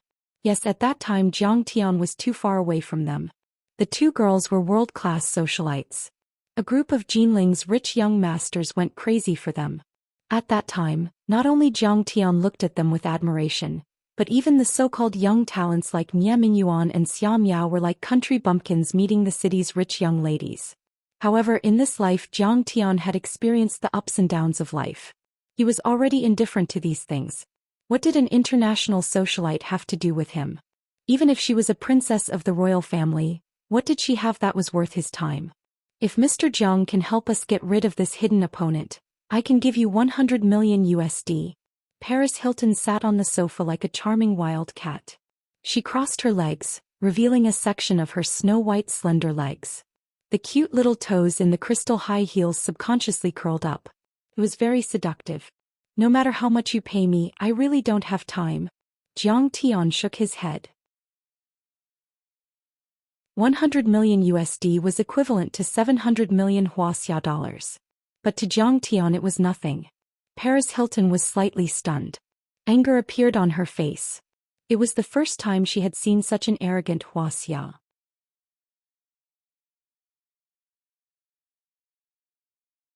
Chapter 304. Before she could decide whether to reprimand Jiang Tian or increase the stakes, her sister Jenny said pitifully, "Master Kong, please help us. 10 days ago hundreds of poisonous snakes suddenly appeared out of nowhere in my room and bit me. And they were all poisonous snakes like the many-banded kite and the cobra. I had to inject a lot of serum to stay alive." She showed the wounds on her wrists and thighs to Jiang Tian as she trembled and said, "It's very strange. And it's very strange. Even though those poisonous snakes were cut by my bodyguards with knives and pistols, they could still magically heal. It's too scary. I can't sleep now. I haven't slept for 3 days straight." "What are you crying for? Useless. The spirit of our Hilton family is never to be afraid. If you cry again in the future, don't come out with me anymore. Trash, go back to the University of Pennsylvania and be a nerd." Paris scolded and glared at her sister. So embarrassing. "But I'm scared." Jenny was already scared. Now that she was scolded by her sister, she couldn't help but feel even more wronged. Her eyes were red and her beautiful eyes were filled with tears. She lowered her head and looked very pitiful and helpless. At this moment, Jiang Tian suddenly remembered Qing'er's helpless crying face when she was bullied. His heart softened. "Don't cry. Here are a few talismans. Take them." Jiang Tian helplessly took out 6 talismans and gave 3 to each of them. "When you sleep, just stick them on your bed and you'll be fine." "Thank you, Master Kong. You're really a good person." Jenny immediately smiled through her tears and thanked him happily. "Mr. Jiang, how much money do you want? Our Hilton family has always been an eye for an eye, and we always repay kindness." Paris took the talismans and looked at them curiously. "No need. Hurry up and leave. I need to rest. I still have things to do tomorrow." Jiang Tian said calmly. "He's so strange. He's not like the other Wuxia people who are humble and love to smile. He's very arrogant, but he doesn't want money." Paris suddenly felt that Jiang Tian was very mysterious, and she was filled with the desire to find out more. However, Jiang Tian had ordered them to leave, so they could only get up and leave. When the Hilton sisters reached the door, Jiang Tian, who was already sitting cross-legged on the bed, suddenly asked, "Let me ask you, who do you think is the person behind this?" "Guo Lily from Singapore's Guo family," Paris Hilton said without hesitation. "Why, whoever benefits from it is the mastermind." Paris Hilton's eyes flashed with wisdom and certainty. She smiled coldly and said, "That's right. Our Hilton Group is bidding for an old-fashioned hotel from the Guo family's Millennium Hotel Group in Nanyang. We want to buy it back, repackage it and relist it on the market. Both parties are competitors." "Oh, the Guo family of Nanyang." Jiang Tian nodded. Other than commercial interests, there were probably other reasons. Guo Lily was also in the fashion industry, so she had a lot of interactions with Paris. This kind of industry liked to have conflicts. The Guo family of Nanyang is not as rich as our Hilton family, but they have many people with strange abilities, just like the superheroes and superpowered people in Marvel Comics. This is not something we or even the FBI can deal with. Paris sighed helplessly. "We plan to withdraw from the Singapore market after this deal. At least our Hilton family will not come to Singapore again. This place is like hell. There are demons everywhere." She muttered angrily and fearfully. Jiang Tian raised his eyebrows and said calmly, "Don't worry, I will help you get rid of the Guo family. In 3 days the Guo family will be completely removed from Singapore." Since he was going to get rid of the Guo family of Nanyang, he might as well do them a favor and let them be grateful. "Master Kong, what did you say?" Paris Hilton was shocked and couldn't believe it. That was the Guo family of Nanyang. Even their father had to be careful and not provoke them. Get out. Jiang Tian was too lazy to explain. He waved his hand and shooed the two women out. The next day at 8 o'clock, Jiang Tian went to the Millennium Hotel to attend the magical instrument auction accompanied by Hong Yi, Su Wenjie, Tao Fengshe and other southern sect experts. When Jiang Tian entered the auction site, he bumped into Yang Wenluan and Li Xinyue again. Jiang Tian, why are you here? Yang Wenluan's face was filled with astonishment. How could Jiang Tian have the qualifications to participate in such a high-level auction? Oh, I'm here with a few friends in the Feng Shui and Xianxia world. What about you? Jiang Tian asked with a faint smile. Yang Wenluan looked at the elders behind Jiang Tian and thought to himself, could it be that Jiang Tian is their disciple now that he's learning sorcery? Isn't it old Master Guo's birthday celebration tonight? I want to buy some magical instruments as a congratulatory gift for old Master Guo. Yang Wenluan said proudly. He looked as if he was saying, I'm so awesome to be able to attend the birthday celebration. Oh, when the time comes, remember to bring me to see the world. Jiang Tian chuckled. Yang Wenluan nodded awkwardly. How can I bring a poor guy like you? Bring you there to make a fool of yourself? I was just joking and you took it seriously. Mr. Yang, why did you provoke him for no reason? Now he's sticking to you like glue. Can't get rid of him? After Yang Wenluan sat down, Li Xinyue whispered into his ear with a mocking and disdainful smile. I didn't expect it either. Yang Wenluan was helpless. I just wanted to show off. I didn't expect him to take advantage of me. While they were talking, the auction had already begun. Under the auctioneer's glib tongue, everyone's emotions were stirred up. They competed with each other and the atmosphere was very lively. The auction seemed to be very high-end. The auctioneer spoke in Malay, but every participant had simultaneous translation equipment in Chinese, English, Japanese, and Korean. It was like an international conference.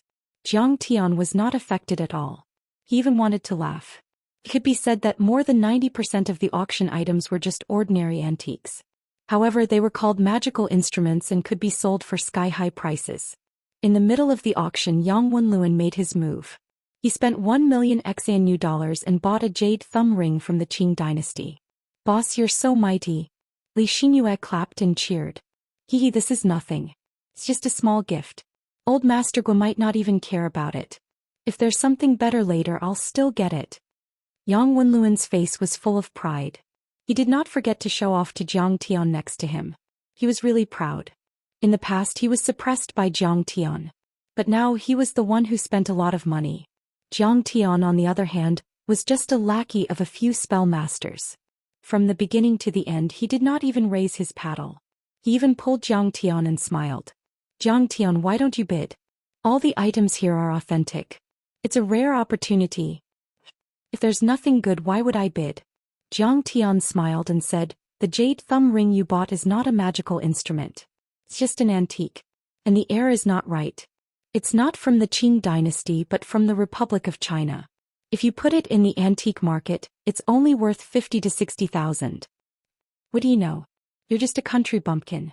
How much money do you have? Have you ever seen magical instruments and antiques? Yang Wenluan was so angry that his nose was crooked. He finally could not pretend anymore and completely shed all pretense. Especially when Jiang Tian said that his antique was fake. He could not take it anymore. This is for old Master Guo. If this gets out, won't I lose face? Ruin my plans? Fine. I don't know anything. Buy whatever you want if you have the money. Jiang Tian smiled faintly and did not bother with him. But Yang Wenluan was not done yet. He said sarcastically, Jiang Tian, let's be frank. In my eyes, you're just a piece of trash. You're ignorant and incompetent. Do you know what a magical instrument is and what an antique is? All the items here have been appraised by a master. If you don't know anything, don't make a fool of yourself. How dare you be disrespectful to Mr. Jiang? Do you want to die? Su Wenjie shouted angrily. I forget it. He's my university classmate. Jiang Tian smiled faintly and stopped the angry crowd. He knew that Yang Wenluan held a grudge against him, and he could understand why Yang Wenluan would suddenly explode. Therefore he did not take Su Wenjie's offense to heart. What do you want? This is the Guo family's hotel and I'm the Guo family's VIP guest. How dare you touch me? Yang Wenluan rolled up his sleeves and put on an appearance as if he was ready to fight. He said arrogantly, come and hit me if you have the guts. I'm afraid I'll be beaten to death by the bodyguards. Throw me out. Hong Yi, Su Wenjie, Tao Fengshi, and the other southern faction sorcery masters were so angry that they almost exploded on the spot. However, they did not dare to do anything without Jiang Tian's permission. Hey, you're scared, aren't you? Jiang Tian, why are you so arrogant? This is not Jin City, this is Singapore, and the Guo family is the boss. Jiang Tian, I don't see you as my classmate. Just you wait, after the auction I'll beat you up. Yang Wenluan finally felt good. If the auction was not still going on, he would have beaten up Jiang Tian. The auction went on. Finally, it was time for the incomplete map of the ruins of immortality. After the auctioneer introduced the item, everyone began to raise their paddles. 4 million XNU dollars. A tycoon raised his paddle. 5 million. Jiang Tian directly added 1 million and raised his paddle. Are you kidding me? Can you afford it? At the side, Yang Wenluan looked at Jiang Tian in surprise, not daring to believe it. 5 million XNU dollars was equivalent to 20 million Wuxia dollars. Would the Jiang Tian clan be able to afford it even if they sold everything they had? Sir, can I check your bank card? The auctioneer looked at Jiang Tian in disbelief. After Jiang Tian cultivated the art of chaos, his skin was as fair as jade, and he looked like a young man in his early 20s. 20 million was not a small amount for a young man, even if he was from a wealthy family. Immediately, a staff member came up to Jiang Tian, picked up the wireless POS machine and asked him to enter the password. Jiang Tian took out a bank card. The card was nothing special. It was not a black diamond or gold card, it was just a debit card. However, when Jiang Tian entered the password, the staff member of the auction company was shocked. 10 billion Wuxia dollars. The string of zeros seemed to be endless. It was too shocking. He nodded at the auctioneer in shock. The auctioneer was relieved and continued to bid.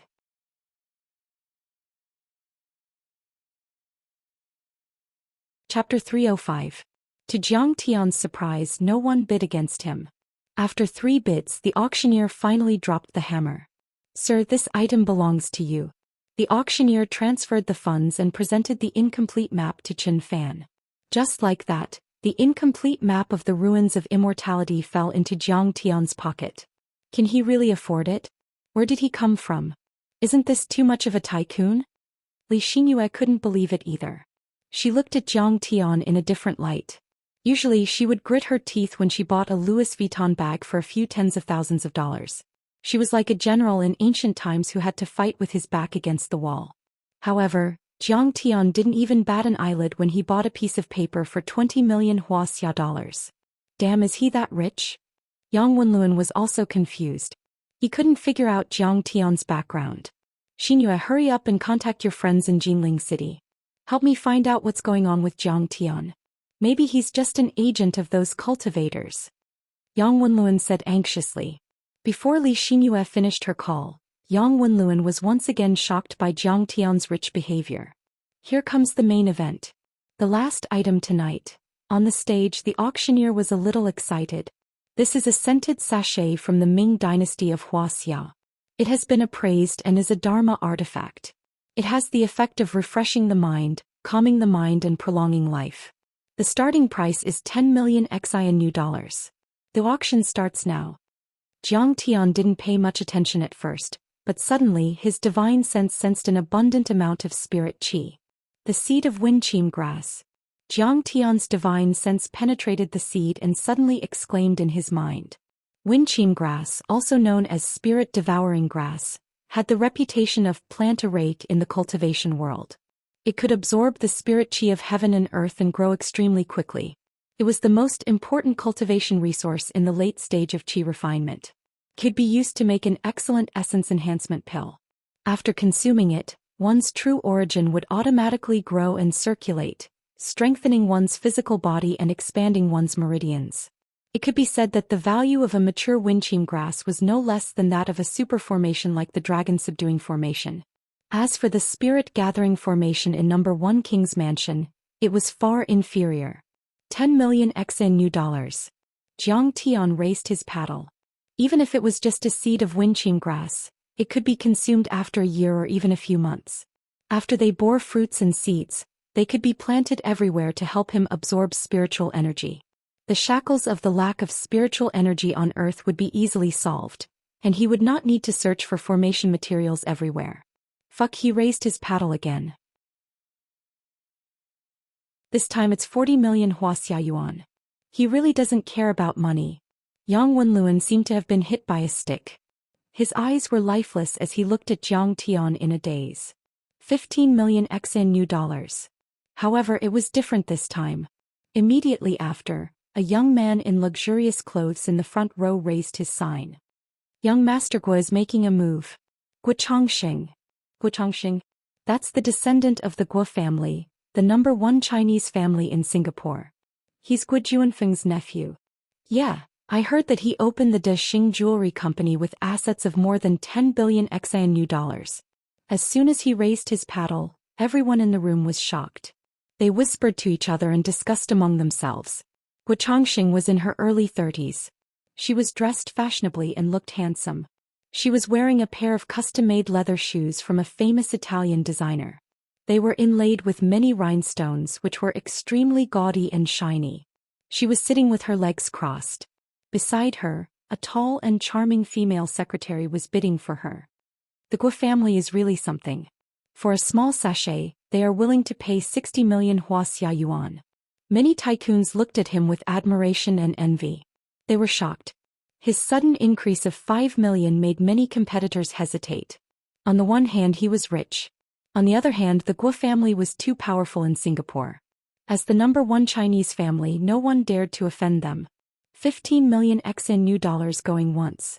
15 million XN new dollars going twice. 15 million XN new dollars going thrice. In the front row, Guo Changxing crossed his legs.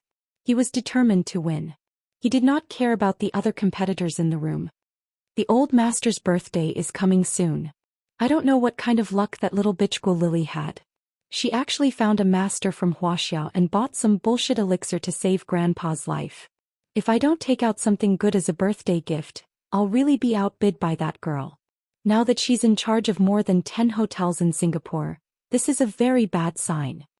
Just when the auctioneer on the stage was about to drop the hammer and Guo Changxing thought the dust was about to settle, suddenly a faint voice sounded, 25 million XN new dollars.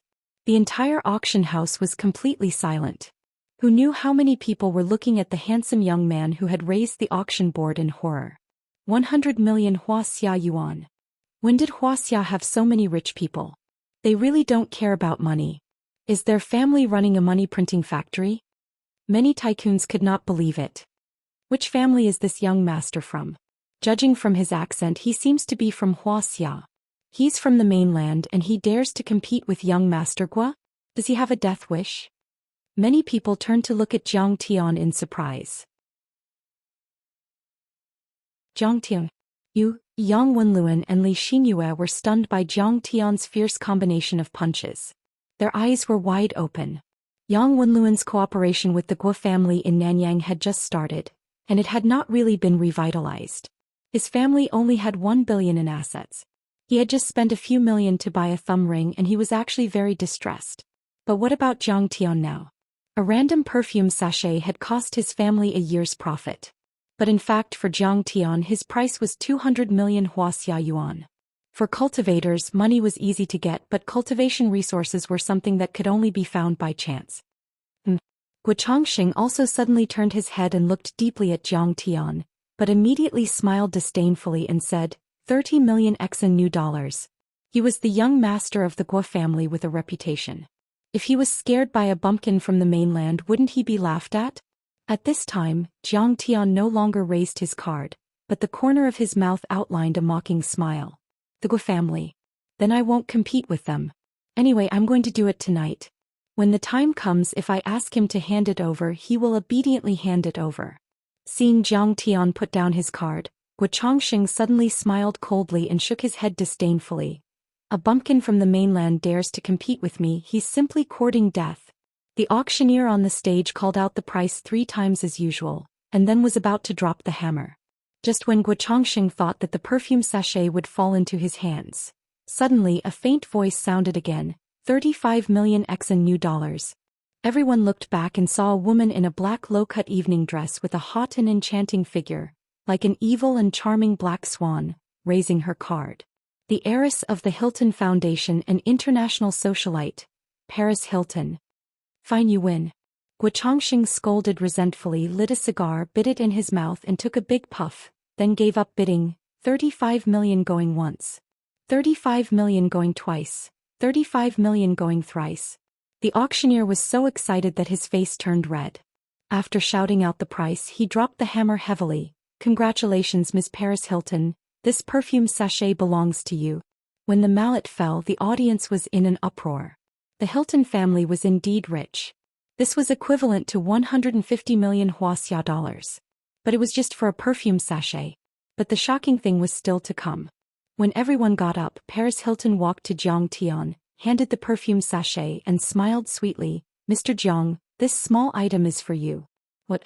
She spent a lot of money to buy this perfume sachet and she just gave it to someone else? Everyone was stunned and their faces were full of disbelief. He actually knows the socialite Paris. And she even gave him the perfume sachet that she bought with a lot of money? Yang Wenluan was completely dumbfounded and he was completely stunned. That was a world-class socialite, Jiang Tian. How could a playboy like him know her? You're very smart. Jiang Tian took the perfume sachet and left with everyone. Yesterday the Hilton sisters were actually staying in the same hotel as Jiang Tian. In the middle of the night, a large number of poisonous snakes sneaked in, but they were all killed by the protective talismans given by Jiang Tian. Moreover, the snake exorcist in the park hundreds of meters away suffered a backlash from the spell and was bitten to death by the venomous snake he controlled. The next day the related news was about to be released. Actually, when Jiang Tian saw the news, he realized that this snake exorcism sorcerer was actually an old acquaintance. He was Elder Blue of the Five Poison sect, who was also Guo Lily's follower. Back when she went to White Ape Valley, he had accompanied her. The Hilton sisters, who also saw the news, immediately knew that Jiang Tian was an expert who saved their lives. This was also the reason why the sisters returned the favor. Since the other party was returning the favor, Jiang Tian would not say thank you and would only say that she was smart. Paris, who is that Wuxia country bumpkin? You gave it to him? Guo Chongqing shook his head as he walked over and asked with a smile. Oh, he's a magician and his magic tricks are very exciting. Paris looked at him sympathetically before leaving the auction house with her head held high. Your Guo family is in trouble. What magician, do you think I'm stupid? Guo Chongqing spat angrily. Have you found the news? Yang Wenluan saw Li Xinyue's phone fall to the ground and her face become as pale as paper.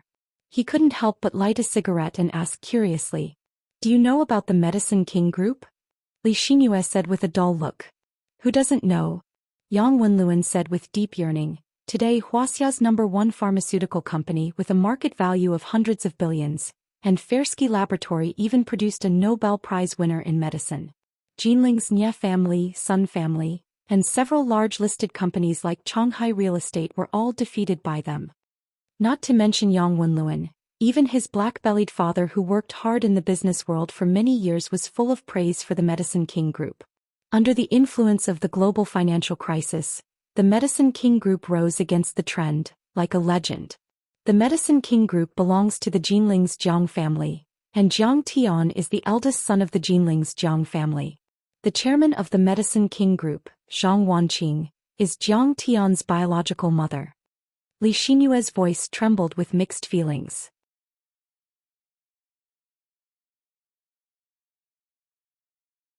Chapter 306. At this moment she felt a deep sense of regret. When Jiang Tian had pursued her, she had thought that Jiang Tian was just a good-for-nothing rich kid, so she had not taken him seriously.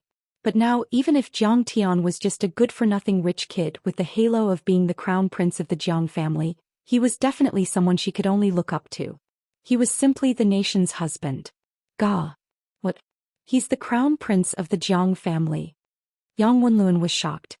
His eyes widened, his mouth instantly became round and his cigarette fell to the ground.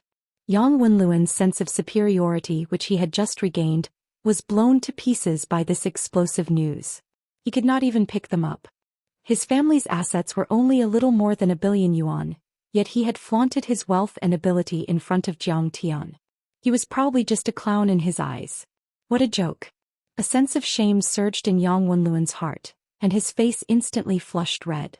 Yeah, I heard from a friend that the Fersky laboratory was built by Zhang Tian. He now has a high status in the Medicine King group and can even directly influence the management's decisions. It's said that the business war against the Nie, Sun and Qin families was planned by Zhang Tian. No wonder some time ago the Jinling Pharmaceutical University asked many students to collect photos of Zhang Tian's life in university. It turns out that they regarded him as a famous alumni and even built a memorial hall for him. Li Xinyue recalled the thrilling financial war that the Medicine King group had started half a year ago and felt her scalp tingle and her heart tremble. Was this still the good-for-nothing young master who knew nothing but picking up girls and fighting?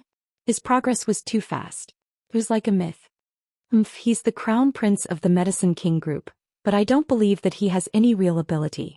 At this moment, Yang Wenluan shook his head and said, "It's just that the family has made some achievements and put them on his head to suppress those old entrepreneurs so that he can inherit the family business in the future."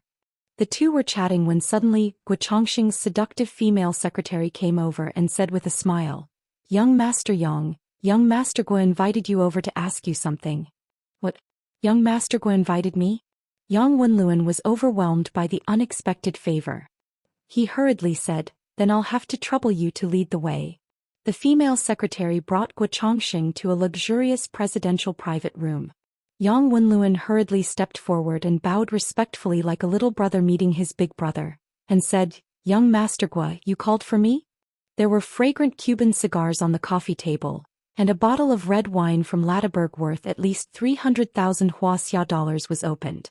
Guo Chongqing was drinking wine and chatting with a few wealthy young masters from Singapore. Among them there was no lack of hotel tycoons, shipping tycoons who ranked highly on the Forbes list. If this group of people stomped their feet together, it would be a problem for the few hundred people in Singapore to even eat, drink and travel. "Xiaoyang, you're here." Seeing him come in, Guo Chongqing only nodded slightly. He did not give up his seat and continued to chat with the rich people. Could be said that he was extremely arrogant. Yang Wenluan was only a component supplier for the Guo family shipping group. If it wasn't for the fact that Guo Chongqing wanted to get some information from him, Guo Chongqing wouldn't even bother with him. Although Guo Chongqing ignored him, Yang Wenluan remained very patient. He even poured wine and cut cigars for the rich people present like a waiter. He acted like a lackey. As for Li Xinyue, she didn't even have the qualifications to serve Guo Chongqing. She could only stand by the side like a quail. Listening to their conversation, Li Xinyue was extremely shocked. Wow, so that female singer from Singapore had just been dumped by Guo Chongqing. Wow, so that young male celebrity was also groomed by Guo Chongqing. Guo Chongqing chatted with the rich people for a full 3 minutes before he looked at Yang Wenluan and said, "Xiaoyang, you're from the mainland. Do you know the guy who bid with me? His name is Zhang Tian, the crown prince of the Medicine King group. In university he was in the same school as me. He was even in the same class as my secretary Miss Li." Yang Wenluan hurriedly replied, "Medicine King group. I've heard of them." A hotel tycoon smiled disdainfully and said, "They're in the Chinese medicine business. They seem to be quite rich. It's just 100 billion in market value. In Wuxia it's not bad, but in Singapore," another boss shook his head and snorted, "he's not even in the top 100. Li Xinyue was dumbfounded. This was Singapore. It was a small place, but there were so many rich people gathered here. They were rich and arrogant, and they didn't even care about the Medicine King group. No matter how rich he is, he's just a bumpkin from the mainland." Another shipping tycoon who seemed to have some background in the underworld said, "How dare he come to Singapore and steal from young Master Guo? He must be tired of living." He gritted his teeth and said, "Young Master Guo, just say the word and I'll find a few brothers with guns to kill him." Singapore was known to be one of the top 10 countries in the world in terms of honesty. However, for the rich and powerful the law was just a toy in their hands. Zhang Tian, Guo Chongqing ignored him. He felt that the name was familiar, but he couldn't recall where he had heard it from. "I think Hong Yi and a few other people who have been buying array materials in Singapore for the past month are also with him." Guo Chongqing took a sip of red wine and asked, "What's his background?" This background was referring to his political background. The Guo family had many collaborations in the Wuxia market. Guo Changxing had a deep understanding of the situation in Wuxia. He knew that many people in Wuxia's business circle were not just rich. They were often the representatives of political figures. If the Medicine King Group had a market value of 100 billion, it would be nothing more than a little white rabbit in front of a ferocious tiger like the Guo family. However, if the Medicine King Group had a deep political background, especially if it was related to Yan Jin, then it was not something he could deal with. He might need the help of his family or his father. Yang Wenluan didn't know much, so he winked at Li Xinyue. Li Xinyue quickly said, "His father is Jiang Zhixing. He used to be the county magistrate of Qixia County under Jinling. Now he seems to have been transferred to Jinling to become the chairman of a state-owned investment group. He is a government official. His mother is Zhang Wanqing. He's just a department-level cadre. What kind of background does he have?" Immediately many big bosses mocked. The mayor of Qixia County in Jinling, Guo Changxing, mumbled to himself. Suddenly his face turned as white as a sheet of paper. He exclaimed, "It's him." He was shocked. That was the man who killed the master of the Chinese society in Singapore. Before anyone could react, Guo Changxing got up and walked away. "Xiaoyang, you two come with me." The two looked at each other and quickly followed. When they got into Guo Changxing's Mercedes-Benz, Li Xinyue boldly asked, "Young Master Guo, do you know Mr. Jiang?" Guo Changxing was annoyed. "How can I answer your questions?" He glanced at Li Xinyue and said lightly, "Miss Li, you seem to know him quite well. How is your relationship with him? Can you invite him out?" Guo Changxing only knew a little about martial arts and spells. He didn't know Jiang Tian's true strength. He thought that he could easily kill Jiang Tian with a few gunmen. Now he had the same plan. Getting rid of Jiang Tian, getting rid of a scourge for the family, that would be a great contribution. "Not bad. We met at the airport. He said that he wanted to see the Guo family." Li Xinyue said suspiciously. What was the relationship between Jiang Tian and the Guo family? Why did Guo Changxing look so nervous? Guo Changxing lit a cigarette and tapped his fingers on the steering wheel. After thinking for 3 minutes, he said firmly, "How about this? Invite him to the Guo family's banquet tonight and report his every move to me. This time he's dead." He wanted to get rid of Jiang Tian. Li Xinyue was shocked when she heard that. She had always heard Yang Wenluan bragging about Guo Changxing's abilities. She knew that this man was a cold-blooded demon. Li Xinyue said awkwardly, "Young Master Guo, how did Jiang Tian offend you? I apologize on his behalf. Please let him go. I can persuade him to give you the sachet. What are you thinking? I won't do anything to him." Guo Changxing rolled his eyes at her and said lightly, "Xiaoyang, your secretary is not very obedient. Li Xinyue, you don't want your job anymore, do you?" Yang Wenluan was flustered and exasperated. It was not easy for him to climb up to young Master Guo's high branch. If he rejected him now, he might lose the 20 billion contract. That would be a huge loss. Li Xinyue was shocked. She thought about it for a while but finally nodded and said, "Okay, I'll try. That's more like it. After this, I'll make you a branch manager." Yang Wenluan squinted his eyes. "Jiang Tian, oh Jiang Tian. You're a big shot in Jinling, but this is Singapore. If you offend young Master Guo, you'll be played to death." Jiang Tian left the Millennium Hotel and went to a few auction houses with Hong Yi, Su Wenjie, Tao Fengshe and the others. He only returned to the Hilton Hotel in the evening. Do you know where Wang Chongyan is? In fact, Singapore was not big. Jiang Tian went around Singapore in a day and scanned the entire place with his divine sense. However, he did not find Wang Chongyan's place. Reporting to Grandmaster Jiang, in fact, we have been secretly inquiring about Wang Chongyan's seclusion location for the past few days. But it's a pity that no one knows about it. Adept Hong Yi had an apologetic expression on his face. "Master Kong, why are you looking for Wang Chongyan?" Su Wenjie bowed and asked. "Haha, I killed so many people from the Chinese society on Mount Everest. Wang Chongyan is also a fierce and ruthless person. How can he let me go so easily?" Jiang Tian sipped his tea and said lightly, "The first move is to attack first. The one who strikes first gains the advantage and the one who strikes later suffers. If I don't go looking for him, should I wait for him to find me and kill me? This time I'm going to kill Wang Chongyang and wipe out the Chinese society." Everyone was shocked when they heard this. Everyone was dumbfounded. They could not believe what they were hearing. That was Wang Chongyang of the Chinese society. He was famous throughout Southeast Asia. He was like the Emperor of Singapore. Grandmaster Jiang actually wanted to make a move on him, and even wanted to flatten the entire Star Continent gathering. How domineering was this?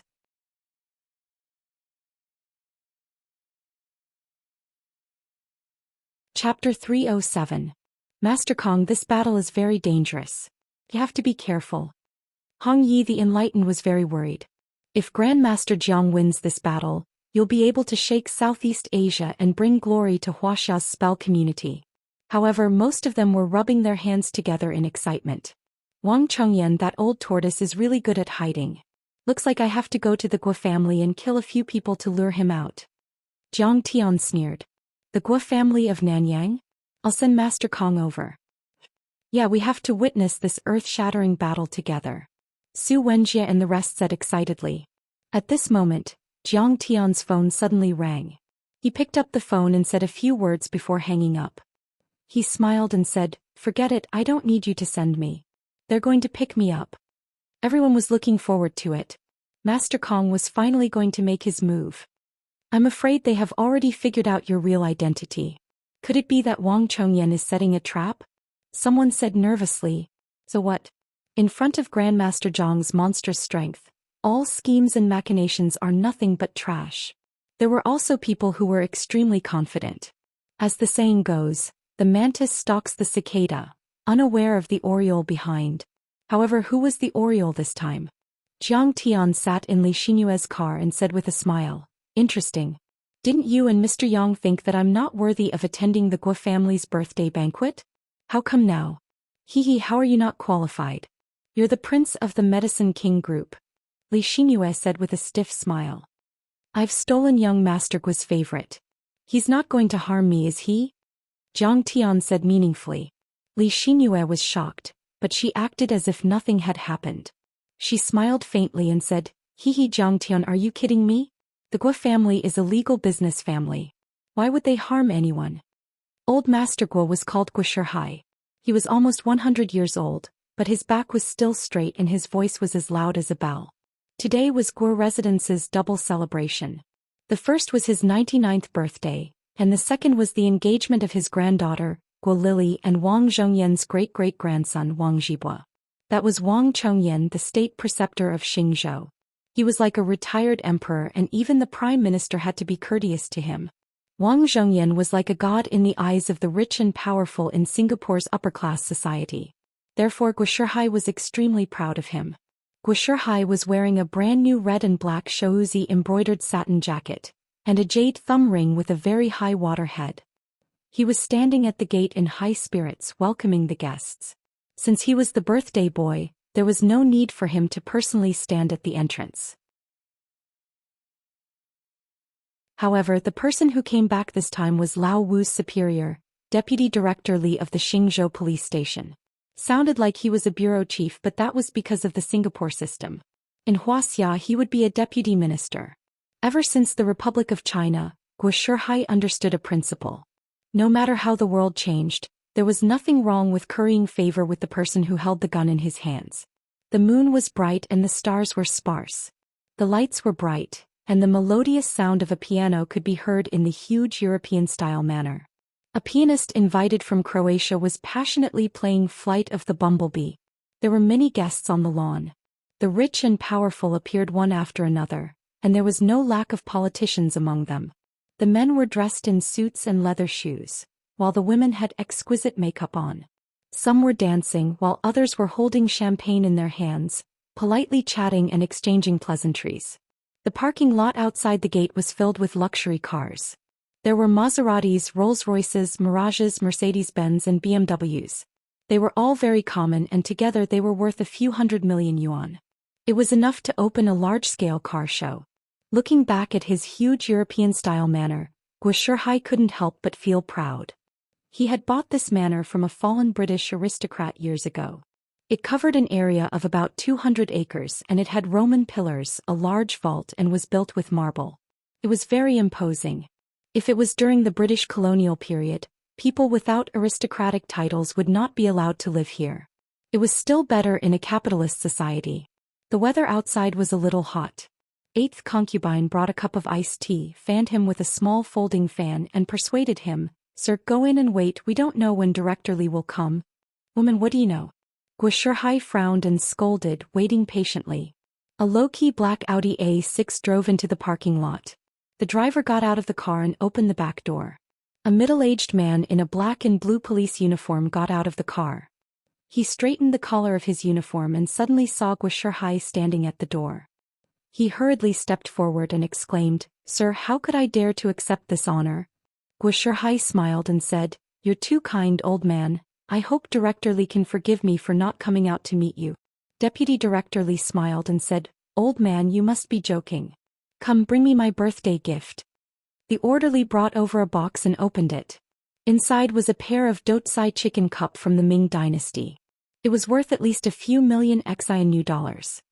"Director Li, you've come to my humble abode. This old man is already very grateful.